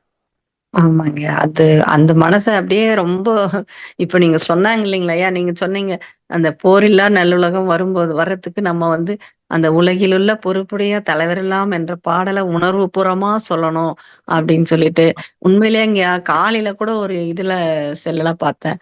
அந்த அணு ஆயுத அந்த இத வந்து அழிக்கிறத டைரக்ட்டா அத பார்க்கறதுக்கு என்னால 1 செகண்ட் கூட முடியல. உடனே நானு அத டெலீட் பண்ணிட்டேன். மனசு அவ்வளோ வருத்தமா இருக்குதுங்கய்யா. அந்த பில்டிங் எல்லாம் பாத்தீங்கன்னா, அந்த கான்கிரீட் குவியலா தான் ஆயிட்டு இருக்கு. அது இன்னும் விட மாட்டேங்கிறாங்க. மனுஷங்க எவ்வளவு கஷ்டப்படுறாங்களேன்ற ஒரு சிந்தனை கூட இல்ல. அப்படின்ற அளவுக்கு இவங்களுக்குள்ளயும் அந்த இரையாற்றல் இருக்குதானே, ஏன் இவங்க இந்த மாரி பண்றாங்க? அப்படின்ற ஒரு கேள்வி வருதுங்கய்யா. ரொம்ப வருத்தமா இருக்கு. இன்னொன்னு பாத்தீங்கன்னா, நான் இது பெருமைக்காக சொல்லல. எங்களுக்கு ஒரு பேராசிரியர் வந்து ஒரு நாள் கிளாஸ் எடுக்கும்போது சொன்னாரு, "நீங்க தியானமே பண்ணலனா கூட பரவால்ல. ஆனா அந்த வாழ்க வையகம், வாழ்க வையகம், வாழ்க வளமுடன அட்லீஸ்ட் ஒரு நாளைக்கு 108 டைம் சொல்லுங்க. அந்த 108 டைம் சொல்லும்போது அதுக்கு ஒரு சக்தி இருக்கு. கண்டிப்பா உலகத்துல மாற்றம் வரும். நீங்க அது பிரிவா பிரிச்சுக்குங்க. 4 பிரிவா பிரிச்சுக்குங்க. காலையில 27, மதியம் 27, சாயங்காலம் 27, நைட் 27." உண்மையிலேயே அவரோட கிளாஸ் அட்டெண்ட் பண்ணதுல இருந்து என்னால முடிஞ்ச வரைக்கும் நான் ஃபாலோ பண்ணிட்டு இருக்கேங்கய்யா. அந்த டைம் வந்தாலே எனக்கு அந்த ஞாபகம் வந்துருதுங்கய்யா. நான் ஸ்கூல்ல எங்காவது ஸ்டூடெண்ட்ஸ் கிளாஸ் எடுக்க போனாலும் குழந்தைங்க கிட்டயும் தயவு செஞ்சு ஒரு 25 டைம் சொல்லுங்கம்மா. நம்ம வையகம் நல்லா இருந்தாதான் நம்ம நல்லா இருக்க முடியும் அப்படின்னு சொல்லிட்டு அவங்க கிட்ட சொல்லிட்டும் குருவின் நினைவோட வருவீங்கய்யா. அது உண்மையிலேயே உலகம் வந்து கூடிய விரைவில் அமைதி பெறணுங்கய்யா. வாழ்க வளமுடன்ங்கய்யா. நல்லதுமா. நம்முடைய மனவளக் கலைஞர்கள், உலகம் முழுக்க இருக்கக்கூடிய மனவளக் கலைஞர்கள், இது கேட்டுக்கொண்டிருக்கூடிய மனவளக் கலைஞர்கள், நீங்க ஒவ்வொருத்தரும் உங்களுடைய நண்பர்கள் ஒரு 10 பேருக்கு தகவல் சொல்லுங்க. எல்லாரும் அந்த தியான முடிவுல நம்ம ஆழமா நின்று வாழ்த்துவோம். கண்டிப்பாக மாற்றம் வந்தே தீரும். ஏன்னா இது வந்து மனிதனுக்கு செய்யக்கூடிய கொடுமைகள். அழிச்சிட்டு நம்ம என்ன பண்ண போறோம்? நம்ம எல்லாம் அழிஞ்சு போனா என்ன பண்ண போறோம்? அதனால வந்து எப்படியாவது இது நிக்கணும். இது மனிதனுக்கு உள்ளே இருக்கக்கூடிய அந்த விலங்கு தன்மைகள், அந்த உணர்வு வெளிப்பட்டு கொண்டிருக்கிறது. மனிதனுக்குள்ளே ஒரு தெய்வத்தன்மை இருக்குது. தெய்வத்தன்மையை கொஞ்சம் தூண்டி விட்டு அது அன்பு கருணையுமாக மாறணும். இன்று அந்த கோபத்துக்கு கோபம் தீர்வாகாது. எங்கேயாவது ஒரு கோபம் வருகின்ற போது அதை மாற்றி அன்பு கருணையாக மாற்றினால்தான் அது தீர்வாக முடியும். அதனாலதான் சாமி சொல்றாரு, சினம் என்பது சகிப்புத்தன்மையா மாற வேண்டும் என்று சொல்லி. இன்னைக்கு சினம் அது 2 மடங்கா, 3 மடங்கா, 5 மடங்கா, 10 மடங்கா போயிட்டு அழிவை நோக்கி சென்று கொண்டிருக்கிறது. இதனால பாவம் அந்த தலைவர்களுக்கு இருக்கக்கூடிய அந்த ஒரு கோபம் இன்று அந்த மக்களை எல்லாம் பாதித்துக் கொண்டிருக்கும். அது மாற வேண்டும் என்று நம்ம மனசார் நினைப்போம், வாழ்த்துவோம். கண்டிப்பாக நம்முடைய வாழ்த்துக்களுக்கு ஒரு பலன் இருக்கணும். ரொம்ப நன்றிங்க. வாழ்க வளமுடன். வாழ்த்துக்கள். வாழ்க வளமுடன். அடுத்த அன்பராக XIAOMI என்ற பேர்ல வந்திருக்கீங்க. உங்க பேரை சொல்லிட்டு ஐயா கிட்ட நீங்க பேசலாம். ஐயா வாழ்க வளமுடன். அம்மா வாழ்க வளமுடன். என் பேர் சொல்லுங்கம்மா. வாழ்க வளமுடன். என் பேர் தமிழ் செல்விங்க. சிறுமுகை தயாநகர். Very good. சிறுமுகை. சொல்லுங்க. உங்ககிட்ட பேசியிருக்கேங்க ஐயா, ஆழியார் வரும்போதெல்லாம். Very good. நல்லதுமா, நல்லது, ரொம்ப நல்லது. சொல்லுங்க. ரொம்ப நன்றிங்க ஐயா. ஐயா, நம்ம தவ முறைகள்ல வந்து சும்மா தவம் பண்ணும்போது ஆள் நிலையில இருக்கும்போதோ, நம்ம துரியாதீத தவம் பண்ணும்போதோ நம்ம மனசு வந்து எப்பவுமே அமைதியாத்தாங்கய்யா இருக்குது. ஆனா சுற்றி உள்ளவங்க வந்து நம்ம உணர்ச்சி வயப்பட்ட நிலையில நம்மள சூழும்போது, அந்த உணர்ச்சி வயப்பட்ட நிலையில நம்ம ரொம்ப நேரம் இருக்கும்போது நம்மள நாமளே கொஞ்சம் கொஞ்சமா மாத்திக்கிற மாதிரி, அந்த உணர்ச்சி நிலைக்கே நம்மளையும் சேர்த்து இழுத்துட்டு போற மாதிரி இருக்குங்க ஐயா. இதுல இருந்து மாற்ற முடியுங்களா ஐயா? கண்டிப்பா மாறலாமா. வேற என்னன்னாக்கும், நம்ம ஒரு முறை ஆழமா தவம் பண்ணோம்னா அதனுடைய எஃபெக்ட் 1 மணி நேரத்துல 2 மணி நேரம் நிற்கும். அப்போ அந்த நல்ல ஆழமா தவம் பண்ணி அடுத்து கொஞ்ச நேரத்துல நீங்க நல்லா தவம் பண்ணி முடிச்ச பின்னாடி பாருங்க, உங்களுக்கு கோபம் வராது, கவலை வராது, பொறாமை இருக்காது. இப்ப இதனால நம்ம எப்பொழுதுமே ஒரு மனதை ஒரு தவநிலையில வச்சுக்கிறதுக்கு அதுதான் நம்ம வந்து தியானம் கொடுக்கும்போது பாருங்க, இப்ப ஆக்னை துரியம் தியானம் கொடுக்கும் போதெல்லாம் சொல்லியிருப்பாங்க, இன்று முதல் எந்த உணவை உண்ணும் போதும், எந்த புலன் அனுபவம் பெறும் போதும் நினைவை துரியத்திலே வைத்துக் கொள்ளுங்கள், ஆக்னியிலே வைத்துக் கொள்ளுங்கள் சொல்லுவாங்க. அது மாதிரி நம்ம காலையிலிருந்து மாலை வரை எந்த வேலை செஞ்சாலும் சரி, ஒண்ணு ஆக்னியில வச்சுக்கலாம் அல்லது துரியத்துல வச்சுக்கலாம். அப்படி இருந்ததுனாக்கா பொதுவாக அது நல்ல எண்ணங்களா தான் இருக்கும். நீங்க துரியத்துல இருந்துட்டு கோபிக்க முடியாது, துரியத்துல இருந்து சண்டை போட முடியாது. அப்படி யாராவது கோச்சா கூட பாவம் இது தெரியாம செய்யறாங்க அப்படின்னு விட்டுருவங்களே ஒழிய திருப்பி நம்ம போய் அவங்களுக்கு சரி சண்டை போடணும் என்ற நிலை வராது. அதனால நம்ம தவம் செய்வது நீங்க காலையில் ஒரு 1/2 மணி நேரம், சாயந்தரம் 1/2 மணி நேரம் செய்தாலும் இடையில இருக்கக்கூடிய நேரத்திலும் நம்முடைய மனதை ஒண்ணு ஆகணியிலையோ அல்லது துரியத்திலேயோ வைத்துக் கொள்வது நல்லது. அப்படி இருந்தால் நம்ம அந்த உணர்ச்சி வயப்பட்ட நிலைக்கு போக மாட்டோம். அப்படி யாராவது மற்றவர்கள் நமக்கு ஒரு துன்பம் கொடுத்தாலும் கூட அந்த துன்ப அலைகள் நம்மை பாதிக்காத வகையில நம்முடைய ஃபீல்டு நல்ல ஒரு காப்பாற்றும். ஏன்னா நீங்க துரியத்தில் இருக்கீங்கன்னாக்கும் உங்களை சுத்தி அந்த ஒரு ஜீவகாந்தம் அது உங்களுக்கு நன்மையைத்தான் கொடுக்கும். மற்றவங்களுடைய அந்த அந்த காந்த அலைகள் நம்மை துன்புறுத்தாத அளவுக்கு நமக்கு ஒரு பாதுகாப்பு கிடைக்கும். அதோடு நமக்கு அப்படி துன்பம் வரும்போது நீங்க வேற ஒன்றும் வேண்டாம், மகிழ்ச்சி மனசுல நினைச்சுக்கங்க, அல்லது உங்களுக்கு பிடிச்ச தெய்வத்தை மனசுல நினைச்சுக்கங்க, அந்த துன்பம் இல்லாமல் போய்விடும். வாழ்க வளமுடன். நன்றிங்க ஐயா, ரொம்ப சிறப்புங்க ஐயா. இந்த நிலையில இருந்து கொஞ்சம் நிறைய தவம் பண்றேங்க ஐயா, இருந்தாலும் அந்த சூழ்நிலை வரும்போது எனக்கு நானே குற்றவாளியாகவே என்னைய பாவிச்சுக்கிறேன். ஏன் இந்த மாதிரி எல்லாம் உணர்ச்சி வயப்பட்ட நிலையில நாமளே மாறுறோம். உங்களுக்குள்ளே ஒரு தெய்வத்தன்மை இருக்கிறது. அந்த தெய்வத்தன்மை வெளிப்படுவதற்கான வாய்ப்புகளை நம்ம உருவாக்கி கொடுக்கணும். ஒவ்வொரு மனிதனுக்குள்ளும் தெய்வத்தன்மை இருக்கிறது. அதனால நம்ம குற்றவாளியாக நினைக்க வேண்டிய அவசியம் இல்லை. குற்றவாளி பாவி என்று யாரும் இல்லை உலகிலே, குறைகளுக்கு காரணமோ பழைய சமுதாயம். கற்றிடுவோம் புதிய கல்வி என்று மகரிஷி அப்படி சொல்கிறார்கள். மகரிஷி நமக்கு நல்ல கல்வியை கொடுத்திருக்கிறார்கள். நமக்குள்ள நம்முடைய அடிமனதுல சில குற்றங்கள் இருக்கலாம். அது பதிவுகளாக இருக்கும். ஆனா நம்ம அந்த நல்ல பதிவுகளை மட்டும்தான் வெளிப்படுத்தும். அந்த வேண்டாத பதிவுகளை வெளிப்படுத்த வேண்டாம். அது உள்ள அது பாட்டுக்கு ஒரு வாரமா இருக்கும், போக போக அழிஞ்சு போயிடும். பயன்படுத்தாம அது அழிஞ்சு போயிடும். அதனால நமக்குள்ள இருக்கக்கூடிய நல்ல குணங்கள், உங்களுக்குன்னு நல்ல குணங்கள் எத்தனையோ இருக்கு, அதை நினைச்சு பாருங்க. அதை வெளிப்படுத்துறதுக்கான வாய்ப்பை பாருங்க. மகரிஷியை நல்லா கெட்டியா பிடிச்சிக்கணும். இதுக்கெல்லாம் அது ஒன்றே தொண்டாற்றி இன்பம் மகிழ்ச்சியில பிறந்த எந்தெந்த வகையில நீங்கள் மற்றவங்களுக்கு தொண்டு செய்ய முடியுமோ அதற்கு தயார் செய்யுங்கள். மனதுக்குள்ள இருக்கக்கூடிய அந்த அழுக்குகள் தானா வெளியே போயிடும். வாழ்த்துக்கள். வாழ்த்தாமல். நன்றிங்கய்யா, ரொம்ப நன்றிங்க. நன்றிங்க ஐயா, வாழ்க வளமுடன். அடுத்த அன்பராக நித்யா அம்மா, நீங்க அட்மிட் பண்ணிட்டு ஐயா கிட்ட பேசலாமா? உங்களுக்கு அட்மிட் கொடுத்துருக்கோமா? வாழ்க வளமுடன் ஐயா. வாழ்க வளமுடன். வாழ்க வளமுடன். சொல்லுங்கம்மா.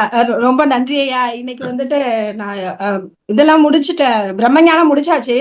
நம்ம ஆணியார்ல தான் யோகா பதஞ்சலி முனிவர் வேதாத்ரி மகரிஷின்னு சொல்லிட்டு புத்தகம் வாங்கி வச்சிருந்தேன். அது தொடவே இல்லை. அது மேல செல்ஃப்ல இருந்தது. ஐயாவோட தலைப்பை பார்த்த உடனே ஓடி போய் அதை எடுத்து குழந்தை பிள்ளை மாதிரி கையில வச்சுக்கிட்டேன். அது நீங்க சொல்ல நான் எடுத்து அதை படிச்சா கூட எனக்கு இந்த பக்கங்களை போய் பார்க்கணும், இந்த வரிகளை போய் பார்க்கணும், இந்த தலைப்பை போய் பார்க்கணும்னு தெரியல. ஆசையா வாங்கிட்டேன். குண்டா இருந்தது, எல்லா விஷயமும் இருக்கு. நம்ம நேரம் இருக்கும்போது படிக்கலாம்னு ஒரு ஆர்வத்துல சொத்து மாதிரி வாங்கிட்டு போயிட்டேன். அது பொட்டியில நகை மாதிரி வச்சிருந்தேன், இதெல்லாம் எடுக்க செய்யல. இன்னைக்கு நீங்க உங்களுடைய தலைப்பை பேசும்போது எனக்கு அந்த புத்தகம் மேல ஐயோ ஆமா இல்ல, அந்த புத்தகம் வாங்கினோம்ல, அதுல இவ்வளவு விஷயங்கள் இருக்குல்ல, புத்தகத்தை எடுத்து படிச்சு பாருங்கம்மா. ரொம்ப நன்றி. அந்த புத்தகத்தை ஞாபகம் பண்ணி கொடுத்து இந்த தலைப்பை சொன்னதுக்கு மிக்க நன்றி. அந்த நன்றியையும் வாழ்த்தையும் சொல்றதுக்காக தான் முதல்ல நான் இது பண்ணினேன். ரெண்டாவது ஒரு விஷயம் சொல்லணும். இப்ப எல்லாரும் பேசி வரும்போது அது ஞாபகம் வந்தது ஐயா. இந்த திரைப்படம் ரிலீஸ் ஆச்சு இல்லைங்களா? அது எல்லாரும் ஒரு ஆட் மாதிரி, டாக்குமெண்ட்ரி மாதிரி, வாட்டெவர் எது வேணாலும் பார்க்க செய்யலாம். ஆனா நான் அந்த படத்தை உட்காந்து பார்க்கும் பொழுது நானே அந்த பாக்கியராஜ் இடத்துல இருந்து, அந்த குடும்பம் இந்த சூழ்நிலை இருந்து, என் பொண்ணுக்காக தான் வந்தேன் யோகா கிளாஸ்க்கு. வந்த போதும் அந்த ஒரு ஆபீஸை காட்டும் பொழுதும், அந்த இடத்த காட்டும் போதும், அந்த புக் இது புக் ஸ்டால், இது கேண்டீன், இது ஐயாவோட இது அப்படின்னு நம்மளே ஆர்வமா குழந்தை மாதிரி அதை எக்ஸ்பிளைன் பண்ணி வீட்டுல பார்க்கும்போது ரொம்ப குதூகலமா இருந்தது ஐயா. அந்த பேசி அந்த விளக்க உரை சொல்லும் போது கண்ணில் தண்ணி வருது எனக்கு. இப்படி இருந்தது என்னுடைய குடும்ப சூழ்நிலை. இங்க போனேன், இவ்வளவு மாற்றங்கள் கிடைச்சது, இவ்வளவு நன்மை கிடைச்சது. ஆனா என் கண்ணீர் யாருக்குமே புரிய செய்யாது, எனக்கு மட்டுமே புரிய செஞ்சது ஐயா. எல்லாரும் பேசும்போது ரொம்ப எல்லாரையும் பார்த்து, நம்ம ஐயா இந்த ஐயா கிளாஸ் எடுத்திருக்காங்க, இவங்க அங்க இருக்காங்க அப்படின்னு அதை சொல்லி பார்க்கும்போது அவ்வளவு சந்தோஷமா இருந்தது ஐயா. நிஜமா சந்தோஷமா இருந்தது. வாழ்க வளமுடன் ஐயா. இன்னும் நிறைய விளக்கங்கள்லாம் வந்துச்சுன்னா நாங்க பார்க்க தயாரா இருக்கோம் ஐயா. சந்தோஷமா இருக்கும். இது மாதிரி இன்னும் நிறைய வருமா நிறைய வரும். இன்னும் நிறைய அது மாதிரி டாக்குமெண்ட்ரி எல்லாம் பண்ணலாம்னு இருக்கிறாங்க. அது மாதிரி அனுபவங்கள் நிறைய பேர் சொல்றாங்க, நல்ல அனுபவங்கள் இருக்கு. இப்ப அந்த ஓரளவுக்கு நமக்கு இன்னும் இது வரைக்கும் நமக்கு ப்ரொமோஷனுக்கு நல்லா இருக்கும். ஏன்னா நமக்கு பெரும்பாலும் பாத்தீங்கன்னா நம்ம இது வரைக்கும் பெரிய அட்வர்டைஸ்மெண்ட் கொடுக்கறது இல்ல, ஆட்கள் மூலமா தான் நம்ம வரவேற்று. அதனால இந்த மாதிரி ஒரு படங்கள் தயாரிச்சு அனுப்புன்னு சொல்லி இது முதல்ல மன்றத்தளவுல நம்ம நல்லா ஓடட்டும். அப்புறம் நீ அதை எடுத்து ஃப்ரெண்ட்ஸ் மற்றவங்களுக்கு எல்லாம் அந்த லிங்க் கொடுத்து நீங்க பார்க்கணும்னு சொல்லலாம். பார்க்கட்டும். கண்டிப்பா யாரு பார்த்தாலும் பார்த்த பின்னாடி மனசுக்குள்ள மாற்றம் வரும். நம்ம யார் யார் நம்முடைய நண்பர்கள் உறவினர்கள் இல்லைங்கய்யா, எனக்கு அது பார்க்கும் பொழுது இந்த பயணிச்சு அந்த கார் போகும்போது ஆமா இந்த மனநிலையில எல்லாம் நம்ம போனோம்ல, இப்ப என்ன நிலைமையில வந்து பாப்பா நல்லாயிட்டா, டாக்டரேட் முடிச்சுட்டா, அவரை கல்யாணம் பண்ணிட்டா, இப்ப டாக்டர் பையனுக்கு கல்யாணம் பண்ணி கொடுத்துட்டேன். இன்னைக்கு வந்து யோகா புக்கை வந்து பதஞ்சலி முனிவர் யோகா புக்கை கையில வச்சுக்கிட்டு ஐயா பேசும்போது நான் வந்து எடுத்து படிக்கிறேன்னா இந்த இடத்துக்கு நான் மேன்மையா இருக்கேன். வெறும் வீட்டுல ஹவுஸ் ஒய்ஃபா அழுமூஞ்சா இருந்த எனக்கு இந்த அளவு முன்னேற்றம் கிடைச்சிருக்குன்னா சத்தியமாயா எனக்கு சொல்ல வார்த்தைகள் இல்ல. இந்த பிறவி போதும், அழகா நன்மையா இருந்து எனக்கும் மத்தவங்களுக்கும் நன்மையா இருந்து முடிவு பண்ணிக்கணும்ன்ற அளவுக்கு ஒரு மன தெளிவோட இருக்கேன். ரொம்ப நன்றி. வாழ்க வளமுடன் ஐயா. நல்லது நல்லது. வாழ்க வளமுடன். நன்றிகளம்மா. வாழ்க வளமுடன். வாழ்க வளமுடன். ரொம்ப சந்தோஷமா. வாழ்த்துக்கள். வாழ்க வளமுடன். அனைவருக்கும் நன்றி. வாழ்க வளமுடன். இந்த மாதிரி நிறைய ஞானிகள் மகான்கள் இருக்கிறாங்க. அவங்களை பற்றி எல்லாம் இனி வரக்கூடிய காலகட்டங்கள்ல ஒவ்வொரு சமயமும் ஒரு ஞானியோட மகரிஷியினுடைய அந்த நிலை எவ்வளவு மேம்பட்டு இருக்கிறது என்பதை நம்ம சிந்தனை செய்வோம். வாழ்த்துக்கள். அனைவருக்கும் நன்றி. வாய்ப்பு கொடுத்த இந்த ஐடி துறைக்கும் நன்றி. தொகுத்து சொன்ன நாகராணி அம்மா அவர்களுக்கு நன்றி. வாழ்த்துக்கள். வாழ்க வளமுடன். நம் கடமை அறவாழ்வின்